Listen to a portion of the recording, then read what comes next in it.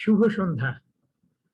বিস্তার Chittagong arts complex আয়োজিত সাহিত্য বিষয়ক আন্তর্জাল অনুষ্ঠান পাণ্ডুলিপি করে আয়োজনের ৪৭তম পর্বে আপনাদেরকে স্বাগত জানাই।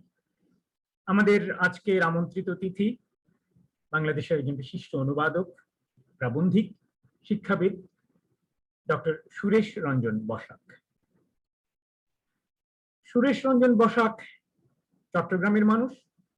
তার বিদ্যায়তনিক পড়াশোনা চট্টগ্রাম বিশ্ববিদ্যালয়ে, সেখানেই তিনি ইংরেজি সাহিত্যে স্নাতকোত্তর, এমনকি তার পিএইচডি সন্দর্ভটিও এখানেই তিনি করেন। এবং তার পিএইচডির বিষয় ছিল এক ধরনের উত্তর ঔপনিবেশিক গবেষণা, যার বিষয় বা কেন্দ্রবিন্দু ছিলেন মুলকার জানন, ইএম ফরেস্টার এবং গাব্রিয়েল গার্সিয়া মার্কেস। এবং তার এই গবেষণাটি সন্দর্ভটি এতটাই প্রশংসিত হয় যে এটি গ্রন্থাগারে প্রকাশিত হয় জার্মানির বিখ্যাত ল্যাম্বার্ট প্রকাশনী থেকে। দেশের ভিতরেও তিনি এর মধ্যে প্রচুর মৌলিক এবং অনুদিত গ্রন্থ প্রকাশ করেছেন। তার গ্রন্থের সংখ্যা ২০ ছাড়িয়ে গেছে। এর মধ্যে তিনি যেমন ইংরেজিতে বাংলা অনুবাদ করেছেন, বাংলা থেকেও ইংরেজি অনুবাদ করেছেন, যেটি বেশ একটু দুর্লভই আমাদের দেশে, যে দুদিক থেকেই তিনি অনুবাদে পারঙ্গম। পাশাপাশি মৌলিক প্রবন্ধ রয়েছে তার গোটা ৩-৪টার মতো। একটি খুবই নাম করেছে সাহিত্য, নিকট সময় দূরের দেশ, কালের কবিতা, অন্যান্য প্রবন্ধ, রবীন্দ্রনাথ এবং ৭৩ বাংলা কবিতা। তার অনুবাদের মধ্যে তার বড় আগ্রহ লাতিন আমেরিকার প্রচুর কবিতা তিনি অনুবাদ করেছেন গল্প সংগ্রহ, মার্কেজের আস্ত বইয়ের অনুবাদ, পাবলো নেরুদার কবিতার অনুবাদ, পাশাপাশি এশিয়ার কবিতা, বিশ্ব কবিতা, নারী বিশ্বের কবিতা। তার একটি উল্লেখযোগ্য অনুবাদ রয়েছে আসলে কাহলিল জিবরানের সেই প্রফেট, খুবই মূল্যবান একটি অনুবাদ তার। এর বাইরে কাবুলের গ্রন্থগণিক ইত্যাদি অনুবাদ রয়েছে। আর তিনি প্রচুর গবেষণা ভিত্তিক মননশীল প্রবন্ধ রচনা করেছেন দেশে বিদেশে, বাংলায়, ইংরেজিতে, এবং তার প্রবন্ধের সংখ্যা প্রায় ১৫০ মতো তিনি প্রবন্ধ লিখেছেন দু হাতে। পেশাগতভাবে তিনি শিক্ষকতাই করেছেন সারা জীবন। শুরুটা হয়েছিল দেশের বাইরে, তিনি লিবিয়াতে বেশ কয়েক বছর শিক্ষকতা করেছেন। দেশে ফিরে মূলত ক্যাডেট কলেজগুলোতেই পড়িয়েছেন, তারপর বেসরকারি বিশ্ববিদ্যালয়ে যুক্ত হয়েছেন, পড়িয়ে এখন ঠিক হয়েছেন সিলেটের মেট্রোপলিটন বিশ্ববিদ্যালয়ে। সেখানকার তিনি মানবিক এবং সামাজিক বিজ্ঞান অনুষদের ডিন। তিনি তার এই সাহিত্য সাধনা এবং বাংলা সাহিত্যে তার অবদানের জন্য এবছর বাংলা একাডেমি থেকে অনুবাদ সাহিত্যে পুরস্কার পেয়েছেন। আজকে আমরা তেমনি একজন বিশিষ্ট বাংলাদেশের সাহিত্যিক এবং সাহিত্য সমালোচক, প্রাবন্ধিক এবং শিক্ষাবিদ ডক্টর সুরেশ রঞ্জন বসাককে আমাদের আজকের এই অনুষ্ঠানে অতিথি হিসেবে সত্যি আনন্দিত। আমি সবার পক্ষ থেকে, বিস্তারের পক্ষ থেকে তাকে ধন্যবাদ এবং স্বাগত জানাচ্ছি আমাদের এই আন্তর্জাল মঞ্চে। সুরেশ রঞ্জন বসাক। ধন্যবাদ। বিস্তারের আন্তর্জালিক সাহিত্য বাসর পাণ্ডুলিপি করে আয়োজনের এই পর্বে আমাকে আমন্ত্রণ জানানোর জন্য আমি বিস্তার কর্তৃপক্ষকে কৃতজ্ঞতা জ্ঞাপন করছি। একই সাথে ধন্যবাদ জানাই আলম খোরশেদ আপনাকে এই অনুষ্ঠানটি পরিচালনা করার জন্য। আমি ধন্যবাদ জানাই যারা এই অনুষ্ঠান দেখছেন, শুনছেন এবং এই অনুষ্ঠানের সাথে ভার্চুয়ালি যুক্ত হয়েছেন। সবাইকে শুভ সন্ধ্যা। অনেক ধন্যবাদ। আমরা সবাই খুবই আনন্দিত আজকে আপনার মতো একজন নিভৃতচারী মানুষকে পাদপ্রদীপের আলোয় নিয়ে আসতে পেরেছি। আপনাকে সচক্ষে দেখতে পাচ্ছি এবং আপনার কথা স্বকণ্ঠে শুনতে পাচ্ছি। আশা করি আমরা একটি চমৎকার উপভোগ্য অধিবেশনটা পাবো আপনার কাছ থেকে, এবং সবশেষে এখানে যারা যুক্ত হয়েছেন জুমে এবং লাইভে যারা দেখছেন সবার অংশগ্রহণে একটি প্রাণবন্ত আলোচনাও আমরা প্রত্যাশা করছি আজকের এই অধিবেশন থেকে। তবে শুরুতেই একটি খুবই গতানুগতিক কিন্তু আমার জন্য খুব একটা গুরুত্বপূর্ণ প্রশ্ন আমি মনে করি, যেহেতু এই অনুষ্ঠানটি এক ধরনের দালিলীকরণ করা হচ্ছে, ডকুমেন্টেশন, আমাদের দেশের যারা সাহিত্যের সঙ্গে যুক্ত আছেন তাদের যাত্রাপথটিকে, তাদের পরিক্রমাটিকে আমরা একটু বুঝতে চাই। তাই শুরু করতে চাইছি আপনার শুরুর গল্প দিয়ে। কখন, কিভাবে, কেন সাহিত্যের প্রতি, ভাষার প্রতি, বইপত্রের প্রতি, লেখালেখির প্রতি আগ্রহী হয়ে উঠলেন, এবং এটাকেই আপনার জীবন এবং জীবিকার একটা অন্যতম ব্রত হিসাবে করে নিলেন। আপনার সেই আরম্ভের গল্পটুকু একটু সবিস্তারে শুনতে চাই। আসলে সূচনা যে কবেই সূচনা হয়েছিল এটা ঠিক ওভাবে সন্তারিখে দিয়ে বোধহয় বোঝানো যাবে না। তবে সন্তারিখে গল্প যদি করি সেটা হচ্ছে এরকমই। 1969 সালের 21শে ফেব্রুয়ারি বিশেষ সংখ্যায় ঢাকার একটি সাপ্তাহিক পত্রিকায় আমার প্রথম কবিতা ছাপা হয়। সেই ছিল শুরু। এরপর কবিতা লিখছিলাম। তো একসময় মনে হলো যে কবিতায় সিদ্ধি লাভ করা আমার জন্য অসাধ্য বিষয়। তার চেয়ে বরং প্রবন্ধই লিখি, সেটাতে আমার অনুরাগ আছে, এক ধরনের ভালো লাগা বোধ আছে, এবং আমি শ্রম, মেধা এবং ধৈর্য সহকারে যে কাজটি করতে পারি, করতে পছন্দ করি, সেটি হচ্ছে প্রবন্ধ। প্রবন্ধ তখন লেখা শুরু করলাম। ভার্চুয়ালি সমস্যাটা হচ্ছে এরকমই যে সম্পাদকদের প্রশ্রয় বলেন কিংবা ভালোবাসায় বলেন, প্রবন্ধের তাগাদাটা এত বেশি ছিল যে প্রবন্ধ তো ঘন ঘন তৈরি করা যায় না, খুব দ্রুতও তৈরি করা যায় না, এর জন্য সময়ের প্রয়োজন হয়। তো প্রবন্ধ চাহিদা মতো লিখতে না পারলে তখন মনক্ষুণ্ণ হতেন। মাঝখানে তখন অনুবাদ করা শুরু করলাম এবং অনেকটা জোড়াতালি দিয়ে সময় কাটানো এবং তাদেরকেও খুশি রাখা, আমি নিজেকেও ব্যস্ত রাখা, এভাবে পাশাপাশি অনুবাদ চলতে থাকলো। বস্তুত পক্ষে একসময় দেখা গেল যে আমার প্রবন্ধ ছাড়িয়ে অনুবাদটাই বেশি বোধহয় প্রচার পেয়েছে এবং আমি ঠিক কাকতালীয় ভাবে প্রাবন্ধিক থেকে অনুবাদক হয়ে গেলাম। এছাড়া আরেকটা বিষয়, আমি তো সাহিত্য নিয়ে পড়াশোনা করেছি। আমি দেখেছি যে আমাদের কিছু কিংবদন্তি শিক্ষক খুব ভালো পড়াতেন, ক্লাসে মৌলিক পড়াতেন। তো তারা কিন্তু কিছু লিখে যান। আমাদের খুব আফসোস হতো তখন যে তারা যদি লিখতেন, লেখাগুলো পরের প্রজন্মের ছাত্রছাত্রী, শিক্ষার্থী কিংবা সহকর্মীদের মধ্যেও একটা উদ্দীপনার ব্যাপার হতো, অনেক কিছু জানার বিষয় থাকতো।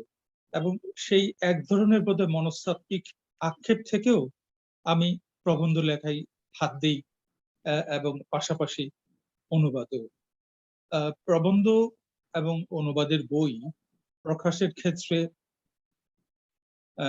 বাংলা একাডেমি সহ দেশের খ্যাতনামা যেসব প্রকাশনা সংস্থাগুলো আছে তারা যখন এগিয়ে এলেন এবং পত্রপত্রিকা সাময়িকী গুলো এবং বিভিন্ন জার্নাল গুলো যখন এগিয়ে এলো, তখন স্বাভাবিকভাবেই লেখার একটা গতি আসলো এবং মোটামুটি লিখে যেতে থাকলাম।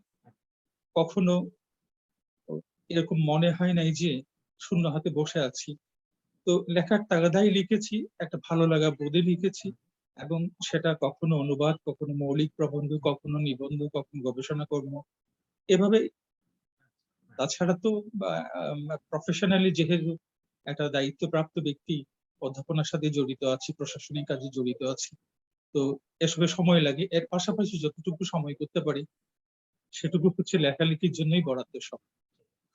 অনেক ধন্যবাদ। আমরা বেশ একটা পরিপ্রেক্ষিতে মোটামুটি আমরা বুঝতে পেরেছি এবং এর মধ্য দিয়ে আপনার যে রূপান্তরটি ঘটেছে, একটা স্বতঃস্ফূর্ত রূপান্তর, সেটিও আমরা জানতে পারলাম। তো আপনি কথায় কথায় বইয়ের কথায় চলে এলেন যে আপনার বইগুলো প্রকাশিত হচ্ছে, বিভিন্ন প্রকাশনা সংস্থার সঙ্গে যোগাযোগ হয়েছে। আমি আমার সূচনা বক্তব্যে একটা একটা সব মিলিয়ে মোটামুটি একটা ধারণা দিয়েছি আপনার কাজগুলো সম্পর্কে, কিন্তু আমি আপনার নিজের মুখ থেকেই শুনতে চাইছি আপনার গুরুত্বপূর্ণ কাজগুলো, আপনার উল্লেখযোগ্য কাজগুলো, সেগুলো লেখার প্রেক্ষাপট, সেগুলো লেখার অভিজ্ঞতা, তার লেখার প্রতিক্রিয়া, সব মিলিয়ে যদি আমাদের একটু জানাতেন। বিশেষ করে আপনার পেজ অভিসন্দর্ভটির বিষয়টি নিয়েও যদি একটু বলতেন। আপনার অনুবাদ, বাংলা থেকে যে ইংরেজি অনুবাদগুলো করেছেন, কার কার বই, কোন বইগুলো পড়েছেন, আপনার প্রবন্ধ গ্রন্থগুলো সম্পর্কে সব মিলিয়ে আপনার একটা সামগ্রিক ধারণা আপনার কাজগুলো সম্পর্কে আমরা পেতে চাইছি, আপনার নিজের মুখ থেকেই আর কি। সামগ্রিক সাহিত্যকর্ম শব্দবন্ধটি অনেক বড় মাপের। যারা খুব বড় লেখক হয়ে গেছেন তারা হয়তো এরকম একটি ধারণায় বিশ্বাস করেন যে সামগ্রিক সাহিত্যকর্ম সম্পর্কে তারা হয়তো নিজেরা কিছু বলতে পারেন। আমি ক্ষুদ্রাতি ক্ষুদ্র একজন লিখিয়ে মাত্র, তো কিছু বইপত্র লিখেছি এই যা। তো ইতিহাস বলে আমরা এমন সাহিত্যিকও দেখেছি, যেমন এমিলি ব্রন্টির কথা বলি, তিনি একটি মাত্র বই লিখেছিলেন উদারিং হাইটস, এরপরে টিউবারকিউলোসিসে মারা গেলেন, কিন্তু ওই একটা বই একজন লেখককে তুলে ধরার জন্য যথেষ্ট, একটা যুগকে তুলে ধরার জন্য যথেষ্ট। তেমনি বরিস পাস্টারনাক, তিনি বহু কবিতা লিখেছেন পথে, কিন্তু তার ডক্টর জিভাগো একটি মাত্র উপন্যাস, যেটার জন্য তিনি বোধহয় নোবেল পুরস্কার পেয়েছিলেন। তার কবিতা তো আছেই, পাশাপাশি এই ডক্টর জিভাগো একটা বড় ভূমিকা রেখেছিল তার নোবেল বিজয়ে। তেমনি করে আরো অনেকেরই নাম করা যাবে, যারা অস্কার ওয়াইল্ড, মার্গারেট মিচেল, যারা একটি মাত্র উপন্যাসই লিখেছেন। তো তরুণ বয়সে তো কিটস মারা গেছিলেন, কিছু চিঠি, কিছু ওটস, এছাড়া তো তেমন কিছু লিখেননি, কিন্তু কিটস তো রোমান্টিকদের মধ্যে অন্যতম। তো এসব মিলিয়ে আমার সাহিত্যিক অর্জন বলতে যেটা বোঝায় সেটি হচ্ছে, আমি 40 বছরেরও বেশি সময় ধরে লিখছি। সংখ্যার দিক থেকে এটা একটু হাস্যকর শোনায়। হাস্যকর এই জন্য যে আমি আগেই ব্যাখ্যা করেছি, একটু হাস্যকর ভাবে বেশি 21টি জাতীয় ও আন্তর্জাতিক ভাবে প্রকাশিত, এর মধ্যে মৌলিক এবং অনুবাদ তো আছি। এর মধ্যে আমি আমার যেহেতু আমার প্রবন্ধের দিকে আমার ঝোঁকটা বরাবরই ছিল এবং এখনো আছে, আমার মৌলিক গবেষণা কর্ম এবং প্রবন্ধগুলোর কথাই আগে বলি।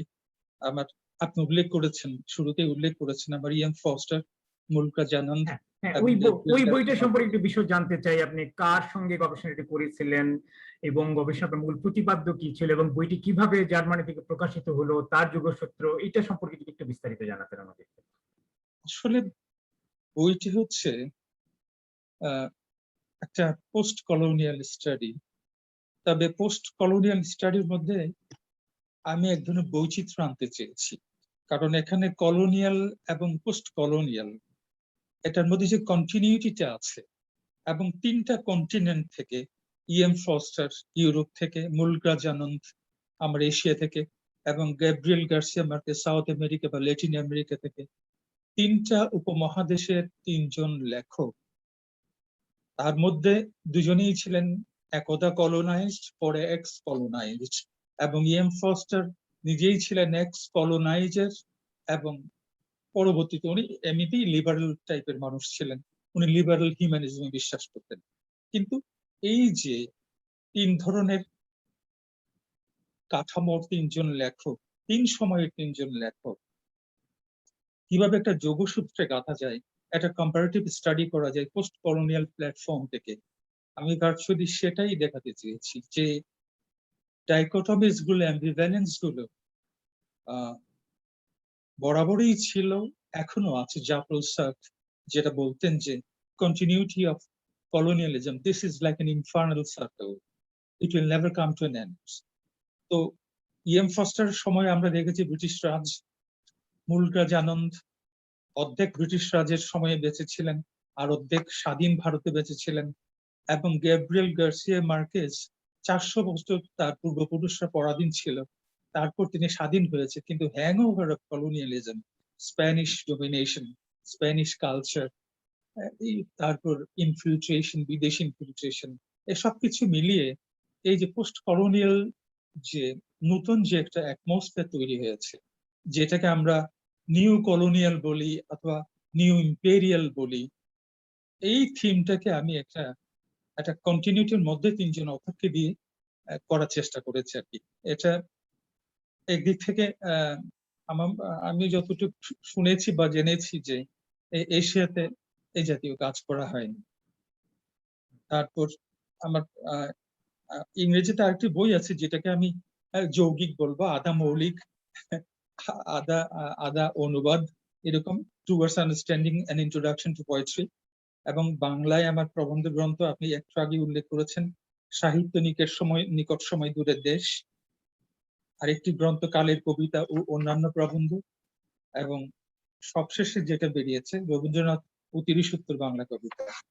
এই হচ্ছে আমার মৌলিক গবেষণা এবং প্রবন্ধ গ্রন্থগুলো।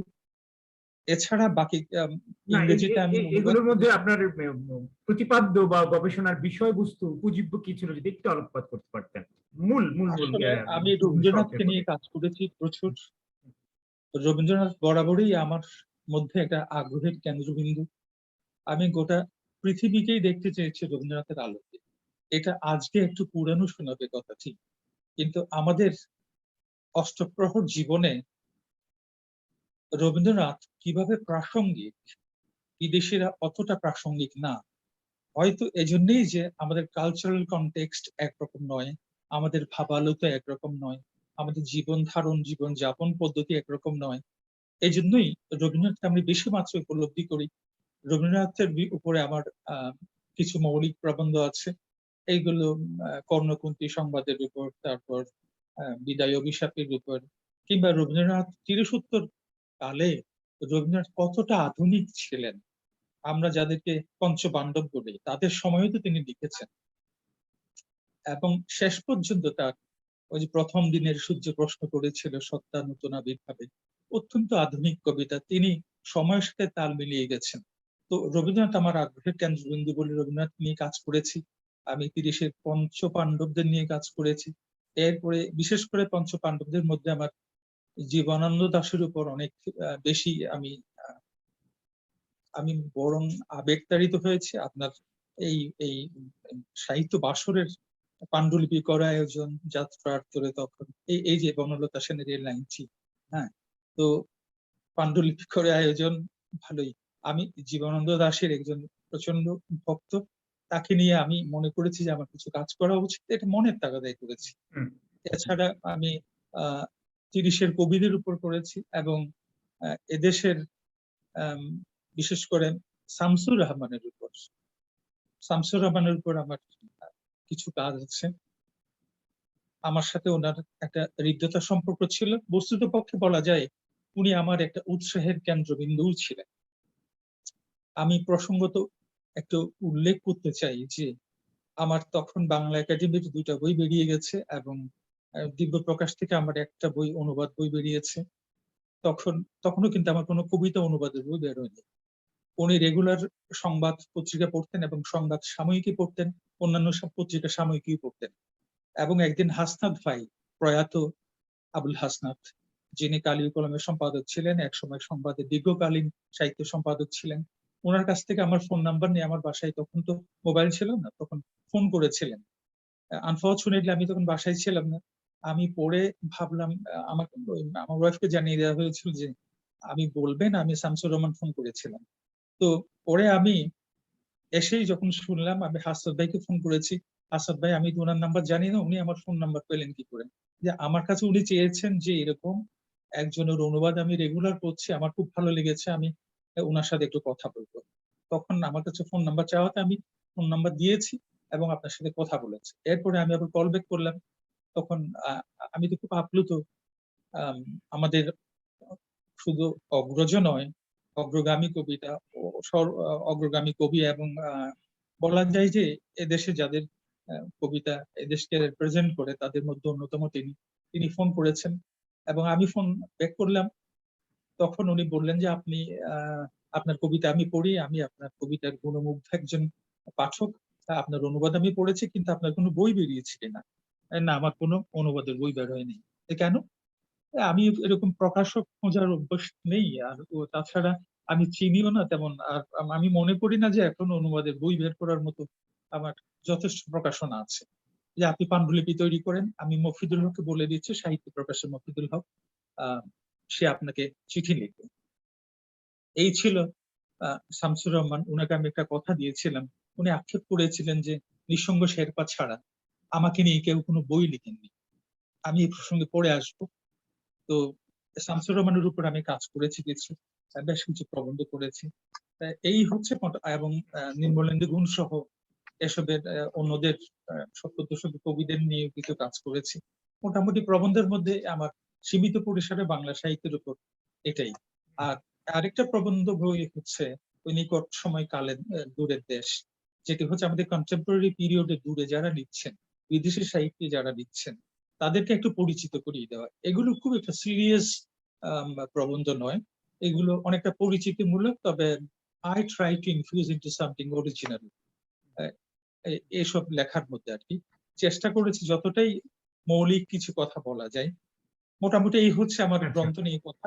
না, খুব আর খুব আকর্ষণীয় একটা প্রেক্ষাপট আমরা পেলাম, বিশেষ করে শামসুর রহমানের বিষয়টা তো সত্যি আমাদেরকে আপ্লুত করছে আর কি। তার যে এক ধরনের নীরব অভিভাবকত্ব ছিল আর কি, তো সেটাও আমাদের জন্য খুবই একটা আনন্দের বিষয় যে এমন মানুষ আমাদের সাহিত্যে ছিলেন বলেই হয়তো বা আমরা আজকে এত দূর আসতে পেরেছি।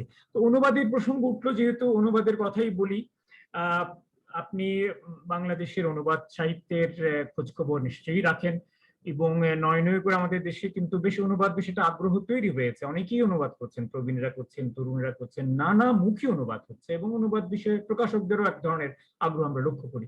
তো আপনি একজন সাহিত্যের অধ্যাপক, সমালোচক এবং একজন নৈর্ব্যক্তিক পর্যবেক্ষক হিসেবে আমাদের সামগ্রিক অনুবাদ সাহিত্যের চালচিত্রটিকে কিভাবে মূল্যায়ন করেন, কিভাবে পর্যবেক্ষণ করেন, যদি একটু আমাদেরকে জানাতেন আপনার অবস্থান আমাদের সামগ্রিক অনুবাদ সাহিত্যটাকে ঘিরে। আমি ইংরেজি থেকে বাংলা বা বিদেশি ভাষাতে বাংলার কথা বলছি, এর পরেরটাতে আমি আমার পরবর্তী প্রশ্নে যাব বাংলা থেকে ইংরেজির বিষয়ে। আসলে অনুবাদের গুরুত্ব নিয়ে কোনো দ্বিধা দ্বন্দ্ব নেই, কোনো বিতর্কের অবকাশ নেই। আমরা বিশ্বখ্যাত যত মহাকাব্য আছে, বিখ্যাত সব লেখা আছে বিদেশি সাহিত্যের, সবগুলোই তো অনুবাদের মাধ্যমে পড়ছি। আমরা হোমার পড়েছি অনুবাদের মাধ্যমে, ভার্জিল পড়েছি অনুবাদের মাধ্যমে, আমরা সফোক্লিস পড়েছি অনুবাদের মাধ্যমে, আমরা খৈয়াম পড়েছি ফিটজেরাল্ডের অনুবাদে। এভাবেই অনুবাদটা শুধু বিশ্বকে জানার জন্য নয়, নিজেদেরও জানানোর জন্য প্রয়োজন আছে। আমি দ্বিপাক্ষিক কথা বলছি। প্রথম হচ্ছে ইংরেজি থেকে বাংলা কেন পড়া হচ্ছে এ নিয়ে দ্বিমত নেই, কিন্তু যা পড়া হচ্ছে তা নিয়ে আমরা কি একমত কিনা। হ্যাঁ, সেইটা নিয়ে একটু শুনতে চাইছি, সে বিষয়ে আপনার মূল্যায়ন। সামগ্রিকভাবে আসলে মূল্যায়নের যে মানদণ্ডটা, এটা অনেকটা বিচারের মানদণ্ডের মতো। এটা এমন কোনো নিরপেক্ষ মানদণ্ড নেই যেটা দিয়ে বলা যাবে যে এই কাজটি ভালো হয়েছে, এই কাজটি মন্দ হয়েছে। তবে সামগ্রিক যেটা আমরা উপরিধারণা যেটা বলি, সেটাতে দেখা যায় যে বাংলাদেশের অনুবাদ সাহিত্য ইন টার্মস অফ ভলিউম আগের চেয়ে অনেক বেড়েছে, কিন্তু ইন টার্মস অফ কোয়ালিটি কতটা বেড়েছে, I have strong reservations about that. আমরা প্রচুর অনুবাদ পাচ্ছি, এবং একটা জিনিস খুব ডাইভার্স অনুবাদ পাচ্ছি, কিন্তু একটা জিনিস লক্ষ্য করার মতো বিষয় যে ফোকাস যেটা, একজন লেখক কতজন লেখককে অনুবাদ করতে পারেন, কতটা ডাইভার্স তিনি হতে পারেন। কারণ একটা অনুবাদ করতে গিয়ে সেটি একটি গল্প হোক, সেটা একটা কবিতা হোক, সেটা একটা উপন্যাস হোক বা একটা নাটক হোক, তখন ওই লেখক বা নাট্যকার বা কবির যে টাইম, যে কনটেক্সট, তার অন্যান্য লেখা, তার সংস্কৃতি, তার ভাষা, সাহিত্য, এসব সম্পর্কে ব্যাপক গবেষণার প্রয়োজন আছে। সুতরাং আমি এখান থেকে কিছু করলাম, ওখান থেকে কিছু করলাম, ওখান থেকে কিছু করলাম, সেটা না করে যদি একটা কনসেন্ট্রেটেড ফোকাস যদি থাকে যে আমি এক্স ওয়াই জেড কবিতা কিংবা নাটক কিংবা অমুক কিংবা পার্টিকুলার কোনো অথরকে নিয়ে করব, তাহলে কিন্তু তিনি ক্রমান্বয়ে গুণগত মানের উৎকর্ষ আমরা তার মধ্যে লক্ষ্য করতে পারবো। কিন্তু তিনি যখন একবার টলস্টয় ধরেন, একবার গার্সিয়া মার্কেস ধরেন, আরেকবার অন্য একজন স্প্যানিশ অথর ধরেন, কিংবা একজন ইংরেজ অথর ধরেন, এভাবে হয় কি ঠিক উনার মেধাটারও যেমন প্রপার ইউটিলাইজেশন হয় না, এবং উনি যথেষ্ট জাস্টিস করতে পারেন কিনা সেটারও একটু সন্দেহ থেকে যায়। আমি অনুবাদকের কথা বলছি। আর দ্বিতীয়ত হচ্ছে, আপনি দেখবেন ম্যান বুকার পুরস্কার পাওয়ার পরে কিংবা নোবেল পাওয়ার পরে, নোবেল নোবেল। প্রাইজ পাওয়ার পরে, হুম। কিংবা ওই হিলারি ক্লিন্টন যখন কিংবা প্রেসিডেন্ট হলো, কিন্তু তখন ওই যে ক্লিন্টনের আত্মজীবনী লেখা ইত্যাকার ইত্যাকার বিষয়গুলো, তখন প্রকাশকরা চাই কি খুব দ্রুততম সময়ে একটা কাজ আদায় করে নিতে। এখন আমার ব্যক্তিগত অভিজ্ঞতা এরকম আছে, ক্লিন্টনের এত বড় বই আমাকে বলছে 15 দিনের মধ্যে অনুবাদ করে দিতে। আমি বললাম যে আমি দুঃখিত, আমি এ কাজ পারবো না, আমি 15 দিনে 15 পৃষ্ঠা পারি কিনা সন্দেহ আছে। আপনি যারা এরকম ট্রান্সলেটর মেশিন যারা আছে তাদের কাছে যেতে পারেন, আমি ট্রান্সলেটর মেশিন না। আমার পিছনে আমার এটার জন্য গবেষণা শ্রম দিতে হবে, আপনার তো দ্রুত বাজারজাত করতে হবে। ফলে হচ্ছে কি, আমি এমন এমন অনুবাদ দেখেছি যেখানে, গার্সিয়া মার্কেজের অনুবাদের কথাই বলি, যেখানে খুব কঠিন লাইনগুলো আছে, ম্যাটাফরিক্যাল সিনটেক্স আছে, এবং ভীষণ গোটা পৃষ্ঠা জুড়েই একটা লাইন কন্টিনিউ করছে। গার্সিয়া মার্কেজের মধ্যে আপনি খেয়াল করবেন কোন কোন চ্যাপ্টার আছে, যেমন the autumn of the patriot, ওখানে আস্ত একটা চ্যাপ্টারের ফুল স্টপ পড়েছে একদম চ্যাপ্টারের শেষে। তো আপনি এই যে এই কন্টিনিউটি কিভাবে রাখবেন, আপনি পাংচুয়েশন মার্কগুলো কোথায় বসাবেন, আপনাকে যদি টেক্সটের ভিতরে না ঢোকা সম্ভব হয়, আপনি এই কাজটি করতে পারবেন না। এবং এই কঠিন কাজটা করার সময় আমি অনেক ট্রান্সলেটরকে দেখেছি স্কিপ করেছেন। এটি হচ্ছে একদম চূড়ান্ত এথিক্সের অবমাননা। আমি যেটা পাচ্ছি না সেটা বাদ দিয়ে দিচ্ছি, পাঠক ধরতে পারছে না। এই জন্যই আমি মনে করি যে এটা, আমি একটু একটু একটু ডিরেল হয়ে বলি, আমি মনে করি যে অন্তত কবিতার ক্ষেত্রে বাইলিঙ্গুয়াল প্রোডাকশনে যাওয়া আমাদের উচিত। আমি নিজে করেছি দ্য প্রফেটের জন্য, আমি 700 বছরের ইংরেজি প্রেমের কবিতা করেছি, পাশে ইংরেজি পাশে বাংলা। তখন প্রত্যেক পাঠকই হবেন আমার বিচারক, তিনি নির্মোহ বিচার করবেন আমি কতটা যৌক্তিক ট্রান্সলেশন করেছি, কতটা লিটারাল ট্রান্সলেশন করেছি, কতটা ভার্বাল ট্রান্সলেশন করেছি, বা ইচ্ছা মতো মন গড়া ট্রান্সলেশন করেছি, তারা বিচার করতে পারবেন। আমার মনে হয় যে প্রত্যেক অনুবাদকেরই বোধহয় এরকম একটা ট্রায়ালে যাওয়া উচিত, একটা পরীক্ষার মুখোমুখি হওয়া উচিত, না হলে মানটা ঠিক গড়ে ওঠে না। তো সামগ্রিকভাবে আমাদের উপন্যাসে যথেষ্ট অনুবাদের কাজ হয়েছে, কবিতায় যে হচ্ছে না তা নয়, তবে আমি সামগ্রিকভাবে খুশি নই। কারণ কবিতার অনুবাদে যে ব্যক্তির ছাপ পড়ে, অনুবাদকের ছাপ পড়ে, এটা এটা যতটা পারা যায় এড়িয়ে থাকতে, একটা কম্প্রোমাইজ করতে হয়, কোন এক জায়গায় গিয়ে কম্প্রোমাইজ করতে হয় বোধহয়, কতটা অবজেক্টিভ থাকা যায়, কতটা সাবজেক্টিভ হতে হয়। এটা একটা আপনার কি বলে, এটা সোর্স টেক্সট থেকে যখন আমি টার্গেট টেক্সটে যাব, একটা কনটেক্সট থেকে আরেকটা কনটেক্সট যাব, একটা কালচার থেকে আরেকটা কালচার, একটা ল্যাঙ্গুয়েজ থেকে আরেকটা ল্যাঙ্গুয়েজ, তখন ভার্বাটিম ট্রান্সলেশন তো হবে না। এই জন্যই বহু ক্ষেত্রে আমি দেখেছি এই কাজটি যথেষ্ট অশ্রদ্ধার সাথে, অবহেলার সাথে, অযত্নে করা হয়। আমি নাম ধরে বলবো না, বিড়ম্বনা আছে। তো আমি সঙ্গতভাবে অনুরোধ করব যে এটাকে সিরিয়াসলি নেওয়া উচিত। একজন লেখককে আমি রিপ্রেজেন্ট করার দায়িত্ব নিয়েছি আরেকটি ভাষায়। আপনারা হয়তো কৌতূহলী হবেন জেনে যে গার্সিয়া মার্কেজ যখন বরাবরই তিনি দুজন ট্রান্সলেটরের উপর বেশিরভাগ নির্ভর করেছেন, একজন হচ্ছে গ্রেগরি রাবাসা, একজন হচ্ছেন বার্নস্টেইন। তো এই দুজন ছাড়া তৃতীয় একজনকে দিয়ে যখন একবার অনুবাদ করালেন, অনুবাদটা এত যাচ্ছেতাই হয়েছে, গার্সিয়া মার্কেজ আবার ওটাকে বাজার থেকে উড্র করার জন্য তিনি প্রকাশককে বললেন যে এই অনুবাদ বাজারে ছাড়া হবে না, যে কয়টি অনুবাদ বই বেরিয়েছে, বিক্রি হয়েছে, সেগুলো আবার আপনারা ব্যাক করার চেষ্টা করুন। তো আমি যখন একজন লেখককে দায়িত্ব নিচ্ছি তার বইটি অনুবাদ করব, তাকে অবিকৃত রেখে অনুবাদ করার দায়িত্বটা আমার উপর বর্তায়। সো এটা হচ্ছে একটা double duty, duty to the author, I am translating, and duty to the readers, এটাই। যারা এটা পড়বে তাদের প্রতি। না, আপনার আপনার মূল মূল যে আপনার উপপাদ্য বা প্রতিপাদ্য সেটা আমরা ধরতে পেরেছি। আসলে আমাদের দেশে আমার মনে হয় এক ধরনের অব্যবস্থা রয়ে গেছে, এক ধরনের বিশৃঙ্খলা রয়ে গেছে, খানিকটা স্বেচ্ছাচারিত বলা যেতে পারে। এবং যে বইগুলো বেশি হওয়া দরকার, প্রবন্ধ গ্রন্থ, দর্শন, অন্যান্য জ্ঞান কাণ্ডের বিবিধ বিষয়, সেই জায়গায় একটা ঘাটতি এখন রয়ে গেছে আমার মনে হয় আর কি। এবং তার পেছনে কারণগুলো আপনি তাই বললেন, যেটা আসলে তো রাতারাতি হন না, এর পেছনে একটা প্রাতিষ্ঠানিক পৃষ্ঠপোষকতা দরকার পড়ে, একটা সুষ্ঠু পরিকল্পনা দরকার পড়ে আর কি। আশা করি সেগুলোর মাধ্যমে ধীরে ধীরে আমরা অতিক্রম করে যাব।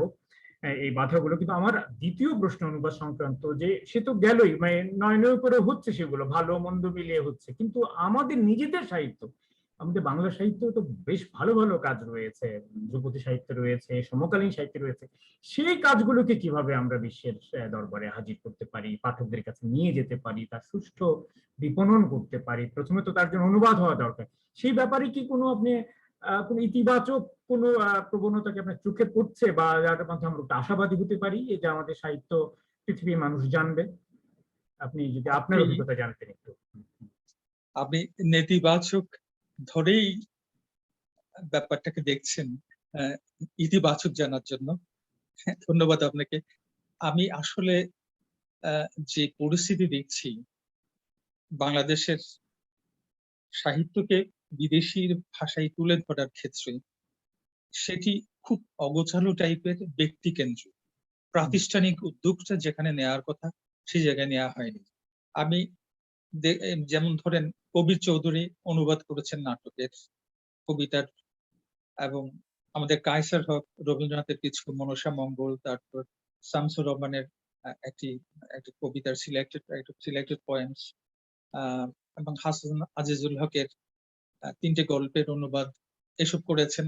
সৈয়দ মঞ্জুল ইসলাম কবিতার বিচ্ছিন্ন অনুবাদ করেছেন, তার নিজের গল্প গ্রন্থের অনুবাদ অবশ্য তিনি নিজেই করেছেন। তখন নিজের কাজই হয়ে গেছে, তখন সেটাকে আর অনুবাদ বলা যাচ্ছে না।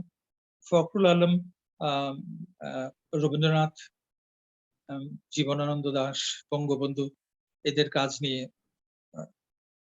প্রচুর ইংরেজির কাজ করেছেন। এখন আমার আপনার মতোই আমার প্রশ্নটা হচ্ছে, আমাদের কেন ক্লিন্টন বি সিলি বা উইলিয়াম রাদিচের শরণাপন্ন হতে হবে? রবীন্দ্রনাথের অনুবাদের জন্য কেন রাদিচের কাছে যাব, ক্লিন্টন বি সিলির কাছে যাব কেন জীবনানন্দ দাশের জন্য? হ্যাঁ, তো ফখরুল আলম জীবনানন্দ দাশের একটা চমৎকার বই করেছেন। তো আমার মনে হয় যে এটা আমাদের সাহিত্যের বিভিন্ন স্তরে আমাদের যেমন ধরেন শওকত ওসমান আছে, হাসান নাজিরুল্লাহ আছে, শওকত আলী আছে, তরুণদের মধ্যে অনেকেই আছেন, মইনুল হাসান সাহেবের আছেন, আনিসুল হক আছেন, কিংবা একটু বয়োজ্যেষ্ঠদের মধ্যে সেলিনা হোসেন আছে। সেলিনা হোসেনের অনেক কাজ অনুবাদ হয়েছে, হয়তো তার প্রাতিষ্ঠানিক সাপোর্ট ছিল, হয়েছে। শওকত ওসমানের 2-1টা গ্রন্থ হয়েছে, আখতারুজ্জামান ইলিয়াসের 2টা গ্রন্থ হয়েছে, আর ওই যে বললাম কায়সার হক, ফখরুল আলম কিছু কাজ করেছেন। কিন্তু আমাদের খুব বেশি করে দরকার এই গ্রেগরি রাবাসা কিংবা ওই বার্নস্টাইনের মতো অনুবাদক। আমি আগেই একটুখানি উল্লেখ করেছি, গার্সিয়া মার্কেজের প্রায় সব উপন্যাস এবং ছোট গল্প এই দুজনেই স্প্যানিশ থেকে ইংরেজি ভাষায় অনুবাদ করেছেন, কিন্তু তাদের অনুবাদগুলো পড়লে আপনার মোটেও মনে হবে না আপনি অনুবাদ করছেন। ঠিক এই জায়গাটাতেই আমাদের দুর্বলতা। আপনি গায়ত্রী স্পিভাক পড়ে দেখেন, অফ গ্রামাটোলজি, তিনি দেরিদার অনুবাদ করেছেন ফ্রেঞ্চ থেকে ইংরেজিতে। ক্রিটিকরা খুব শঙ্কিত ছিলেন যে দেরিদা তো এমনিই দুর্বোধ্য, ফ্রেঞ্চেই দুর্বোধ্য, কিন্তু ইংরেজি থেকে কি আরো দুর্বোধ্য হয়ে যাবে যখন স্পিভাকের হাতে পড়বে? দেখা গেল যে না, স্পিভাক অসাধারণ একটা অনুবাদ করেছেন অফ গ্রামাটোলজি। তারপর তিনি মহাশ্বেতা দেবীর আবার বাংলা থেকে ইংরেজি ইমাজিনারি ম্যাপস করলেন, মহাশ্বেতা দেবীর গল্পগুলো করলেন, দ্রৌপদী দ্রৌপদী ইত্যাকার গল্পগুলো। এখন এই স্পিভাকের মতো অনুবাদক আমরা পাই না কেন? হোর্হে লুই বোর্হেস, তিনি শুধু স্প্যানিশ ভাষায় লিখেননি, তিনি একজন খুব উঁচু মানের অনুবাদক ছিলেন। তিনি ইংরেজি, ফ্রেঞ্চ, জার্মান এসব থেকে প্রচুর গল্প, উপন্যাস, এসব সমালোচনা সাহিত্য স্প্যানিশ অনুবাদ করেছেন। কিন্তু আমাদের এই এই জায়গাটা বড় শূন্যস্থান। আমাদের এটা দরকার হচ্ছে এখানে একটা প্রাতিষ্ঠানিক সাপোর্ট, এখানে দরকার বাংলা একাডেমির এগিয়ে আসা, এখানে দরকার জুতোবদ্ধ ভাবে ট্রান্সলেটরদের শুধু ট্রেনিং দেওয়া নয়, তাদের দিয়ে এডিটোরিয়াল বোর্ড করা, এবং তারাই আবার এডিটোরিয়াল বোর্ডের সদস্য হবে অন্যদের বইয়ের ম্যানুস্ক্রিপ্ট দেখার সময়, এবং তারা যখন ম্যানুস্ক্রিপ্ট দেবেন তখন অন্য এডিটোরিয়াল বোর্ড তাদেরকে দেখবেন, এভাবে ভাইস ভার্সা। এটা যদি সেটা গেল একটা দিক, যে অনুবাদ তারপরেও হচ্ছে, কিছু না কিছু হচ্ছে, কিন্তু সেটা কি পৌঁছচ্ছে যেখানে পৌঁছানোর কথা, নাকি অনুবাদ হয়ে বাংলা একাডেমির গোডাউনেই পড়ে আছে, নাকি অনুবাদ হয়ে বাংলাদেশি প্রকাশকদের কাছেই রয়ে গেছে? যেখানে যাওয়ার কথা সেখানে ঠিকঠাক যাচ্ছে কিনা, বা না গিয়ে থাকলে সেটা কিভাবে নিয়ে যাওয়া যেতে পারে, এই ক্ষেত্রে তো আমার মনে হয় প্রকাশকদেরও বোধহয় একটা বড় ভূমিকা থাকা উচিত আর কি। এই নিয়ে কি কিছু বলবেন? যে এই যে আন্তর্জাতিক যে একটা বিতরণ ব্যবস্থা, বিপণন ব্যবস্থা, তার সঙ্গে যুক্ত না হতে পারলে তো অনুবাদ করাটাই সার হবে, সেটা ভালো মন্দ যাই হোক না কেন। এই বিষয়ে কি আপনার কোনো পরামর্শ বা কোনো বক্তব্য রয়েছে? আমি পেছনের কাহিনী জানি না, তবে একটা কাহিনী বলি। সেটি হচ্ছে সৈয়দ হাসান আজিজুল হকের বিখ্যাত উপন্যাস আগুন পাখি। তার অনুবাদ করেছেন আলী আহমেদ, এবং তিনি সেটা প্রকাশ করেছেন পাঞ্জেরি পাবলিশার্স থেকে। It was really a shocking news for me. বইটা অসাধারণ ভালো। আমি ইংরেজি বইটা পড়িনি, এবং পাঞ্জেরি পাবলিকেশনস বা পাবলিশার্স প্রকাশ করেছে। তো এই হচ্ছে আমাদের ট্রান্সলেটরদের বা আমাদের লেখকদের দৈন্যদশা। আমরা ওরকম উঁচু মানের প্রকাশক পাই না। না, কিন্তু পাঞ্জিরিকে কিন্তু বাংলাদেশে এই মুহূর্তে একেবারে প্রথম শ্রেণীর হাতে গোনা কয়েকজন প্রকাশের মধ্যে একজন বলে গণ্য করা হয়ে থাকে, এবং পাঞ্জিরি একমাত্র প্রকাশক এখন পর্যন্ত যারা নিয়মিত ফ্রাঙ্কফুর্ট বই মেলায় যায়, নিয়মিত বইগুলো বিতরণের চেষ্টা করছে। বলে এই জায়গায় আপনার কোথায় আপনার আপত্তি জায়গাটা কোথায় এখানে আসলে? পাঞ্জেরি এখন যে নতুন পরিচয়ে পরিচিত হতে যাচ্ছে, হুম হুম আই কংগ্রেচুলেট পাঞ্জেরি। কিন্তু পাঞ্জেরির যে আমরা যে ব্যাকগ্রাউন্ড জানি, এটা এই বইটি, আমি বলছি না পাঞ্জেরি খারাপ প্রকাশনা সংস্থা, আমি বলছি যে পাঞ্জেরি যেখান থেকে শুরু করেছিল সেটা তার এই আচ্ছা। এই হুম হুম ল্যাবাসটা হ্যাঁ হুম গায়ে আটকে আছে। আচ্ছা, বুঝতে এখন আমরা পেরেছি। যারা হ্যাঁ স্বদেশী, হ্যাঁ যারা পাঠক, আমরা পাঞ্জেরি আগে কি বই প্রকাশ করতো, ওখান থেকে কি বই প্রকাশ করে, এখন কি প্রকাশ করছে, এরকম আমরা ভাবি আর কি। আচ্ছা। কিন্তু পাঞ্জেরি এখন নতুন উদ্যোগে যেটা করছে, আই ওয়েলকাম ইট। যেমন কিন্তু এই গত বছরে ফ্রাঙ্কফুর্ট মেলায় তারা বাংলাদেশ থেকে 75টি বই, তাদের প্রকাশিত 75টি বই নিয়ে গেছে, যেমন আমার নিজেরও একটি ছিল, এটা এবং নিশ্চয়ই মোটামুটি সুসংবাদ। হ্যাঁ মোটামুটি বেশ সুন্দরভাবে তারা এটা ইংরেজিতে এটা সিনopsis এটা করে নিশ্চয়ই করেছে। হ্যাঁ, সুসংবাদ। হ্যাঁ, তা আমার মনে হয় এই ধরনের উদ্যোগগুলো আরো বেশি বেশি করে নিতে হবে আর কি, যে হ্যাঁ, বিদেশি সেটি আরো প্রকাশকদের সঙ্গে একটা প্রকাশকদের এগিয়ে আসতে যোগাযোগ, হবে। এবং আরো একক কোনো প্রকাশক এবং প্রকাশনা সংস্থা এটা পেরে হ্যাঁ, উঠবে না। আচ্ছা। কারণ পাঞ্জেরি তার নিজস্ব প্রোডাক্ট গুলোকে হুম হুম মার্কেটিং করবে, হুম পাবলিসিটি করবে। সেইটাই। কিন্তু অন্যান্য প্রকাশনা সংস্থার যে প্রকাশনাগুলো, হ্যাঁ, তাদের গুলো তো বিশ্বব্যাপী গ্লোবাল একটা মার্কেটিং এর দরকার আছে। সেইটাই সেইটাই। এটা মার্কেটিংটা কেউ কারোর হুম পক্ষে করে দেবে না। হুম তাদের নিজেদের বাজারে যেতে হবে। আচ্ছা। না, বাজারে যেতে গেলে আমাদের আমাদের প্রকাশনা শিল্পের কথাটাই যেহেতু উঠেই গেল, আমরা প্রকাশনা শিল্পটা নিয়েও কথা বলি, যে এটা আসলে নির্ভর করছে এই শিল্পটি কতখানি পেশাদার হয়ে উঠেছে, কতখানি মানে প্রাজ্ঞ এবং প্রাপ্ত মনস্ক হয়ে উঠেছে আর কি, বিশ্বের সঙ্গে যোগাযোগের ক্ষেত্রে এবং আধুনিক প্রকাশনা শিল্পের ক্ষেত্রে তাদের কতখানি উন্নয়ন এবং উত্তরণ ঘটেছে। আপনি যদি আপনার অভিজ্ঞতার আলোকে আমাদের প্রকাশনা শিল্প সম্পর্কে আপনার পর্যবেক্ষণগুলো একটু বলতে পারেন, বা কিছু পরামর্শ দিতে পারেন, কোন অভিমুখে আমাদের আসলে এগুলো দরকার, কোন কোন জায়গাগুলোতে আমাদের ঘাটতি রয়ে গেছে, কোথায় কোথায় একটু আলো ফেলা উচিত আমাদের সামগ্রিকভাবে প্রকাশনা শিল্প বিষয়ে আপনার পর্যবেক্ষণ? সামগ্রিক প্রকাশনা শিল্প সম্পর্কে কিছু বলার আগে আমি একটু বলে নেই যে আমার যারা প্রকাশক ছিলেন, আমি তাদের কাছে কৃতজ্ঞ। তারা সবাই কম বেশি আমাকে সহযোগিতা করেছেন, এবং কিছু আর্থিক ব্যাপারটা দেখেছে। কিন্তু আমি এমনও জানি যে বহু লেখক কাঠের পয়সা খরচ করে ছাপেন, আবার যখন তারা নিজেরাই ছাপে তখন বলে যে পয়সা, বই বিক্রি হয়নি, এত কপি বিক্রি হয়েছে, অথচ দেখা গেল যে তার পরিচিত জনের সংখ্যাই এর চেয়ে বেশি যারা এই বই কিনেছে। তো এটি হচ্ছে প্রকাশনা শিল্পের সামগ্রিক অবস্থা নয়। এখানে বিশ্বস্ত প্রকাশনা সংস্থাও আছে, এবং একই সাথে অবিশ্বস্ত এবং অপেশাদার কিছু প্রকাশনা সংস্থাও আছে, তাদের সংখ্যা যথেষ্ট বেশি। তো আমাদের প্রকাশনা শিল্পটা আসলে এখনো পেশাদারিত্বে পর্যায়ে আসে নাই।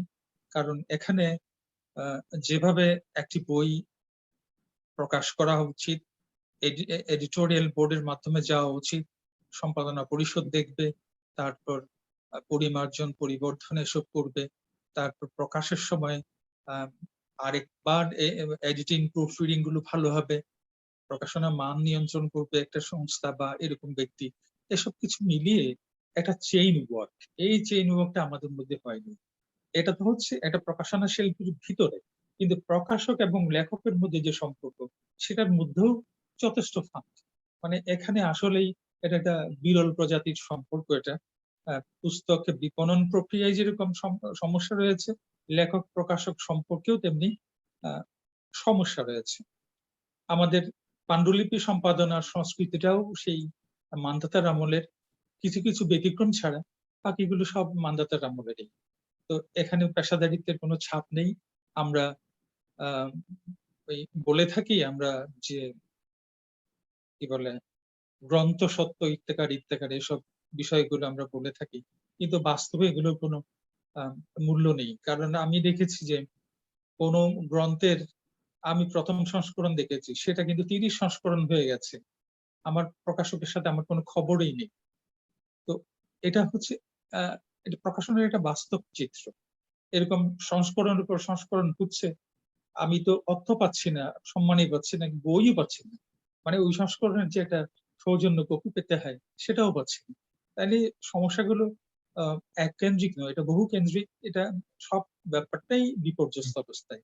এটাকে আসলে আহ একটা সুবিন্যস্ত করার উদ্যোগ নিতে হবে প্রকাশকদের নিজেদেরই, এবং লেখকরাও সংগঠিত হতে পারেন এ বিষয়ে। আপনার কথা থেকে একটা সূত্র আমরা পাচ্ছি যে ঠিকঠাক সম্পাদিত হয়ে গ্রন্থগুলো প্রকাশিত হচ্ছে না, অর্থাৎ সম্পাদনার মানটিও আমাদের এখানে খুব দুর্বল। এবং এর সঙ্গে যুক্ত সমালোচনা সাহিত্য, এর সঙ্গে যুক্ত আসলে মননশীল প্রবন্ধ সাহিত্য, অর্থাৎ আমাদের সেই জায়গাটিতে যত উত্তরণ যদি না ঘটে তার প্রতিফলন প্রকাশনা শিল্প ঘটবে। আপনি নিজে বিশ্ববিদ্যালয়ের শিক্ষকতার সঙ্গে যুক্ত, নিজে ইংরেজি সাহিত্যে পড়াশোনা করেছেন, পিএইচডি করেছেন, ছাত্র পড়িয়েছেন। আপনার কি মনে হয় এই ক্ষেত্রে বিশেষ করে পুস্তক সমালোচনা এবং মননশীল সাহিত্য সমালোচনার প্রবন্ধ লেখার ক্ষেত্রে কি এই বিশ্ববিদ্যালয়গুলোর এই সাহিত্য বিভাগগুলো যথাযথ ভূমিকা পালন করতে পারছে? না পেরে থাকে তাতে কোথায় সমস্যা এবং কিভাবে আমরা এটাকে আরো ফলপ্রসূ করে তুলতে পারি বলে আপনার মনে হয়? আমরা বিশ্বায়নের যুগে বাস করছি। তো আজকে আমরা যেসব ছাত্রছাত্রী শিক্ষার্থীদের তৈরি করে প্রতিযোগিতায় নামাচ্ছি, ধরেন সাহিত্য পড়েই তারা নামছে, ভাষাও সাহিত্য পড়েই নামছে, কিন্তু এই প্রতিযোগিতায় তারা সক্ষম করার জন্য তাদেরকে দরকার একটা একটা আপডেটেড সিলেবাস। এই কাজটি আমি সিলেবাসের প্রসঙ্গ, কারিকুলামের প্রসঙ্গ এজন্যই তুলছি যে এখনো যদি আমরা সেই ব্রিটিশ সাহিত্য নিয়ে পড়ে থাকি, সে মধ্যযুগের সাহিত্য থেকে চর্চা থেকে শুরু করে 20 শতকের 20 পর্যন্ত সাহিত্য নিয়ে যদি বসে থাকি, তাহলে তো চলবে। এর মধ্যে আমেরিকান লিটারেচার এসছে, ল্যাটিন আমেরিকান লিটারেচার এসছে, ক্যারিবিয়ান লিটারেচার এসছে, আফ্রিকান লিটারেচার এসছে, সাউথ এশিয়ান লিটারেচার এসছে, এরকম কত সাহিত্যের আগমন নির্গমন করছে।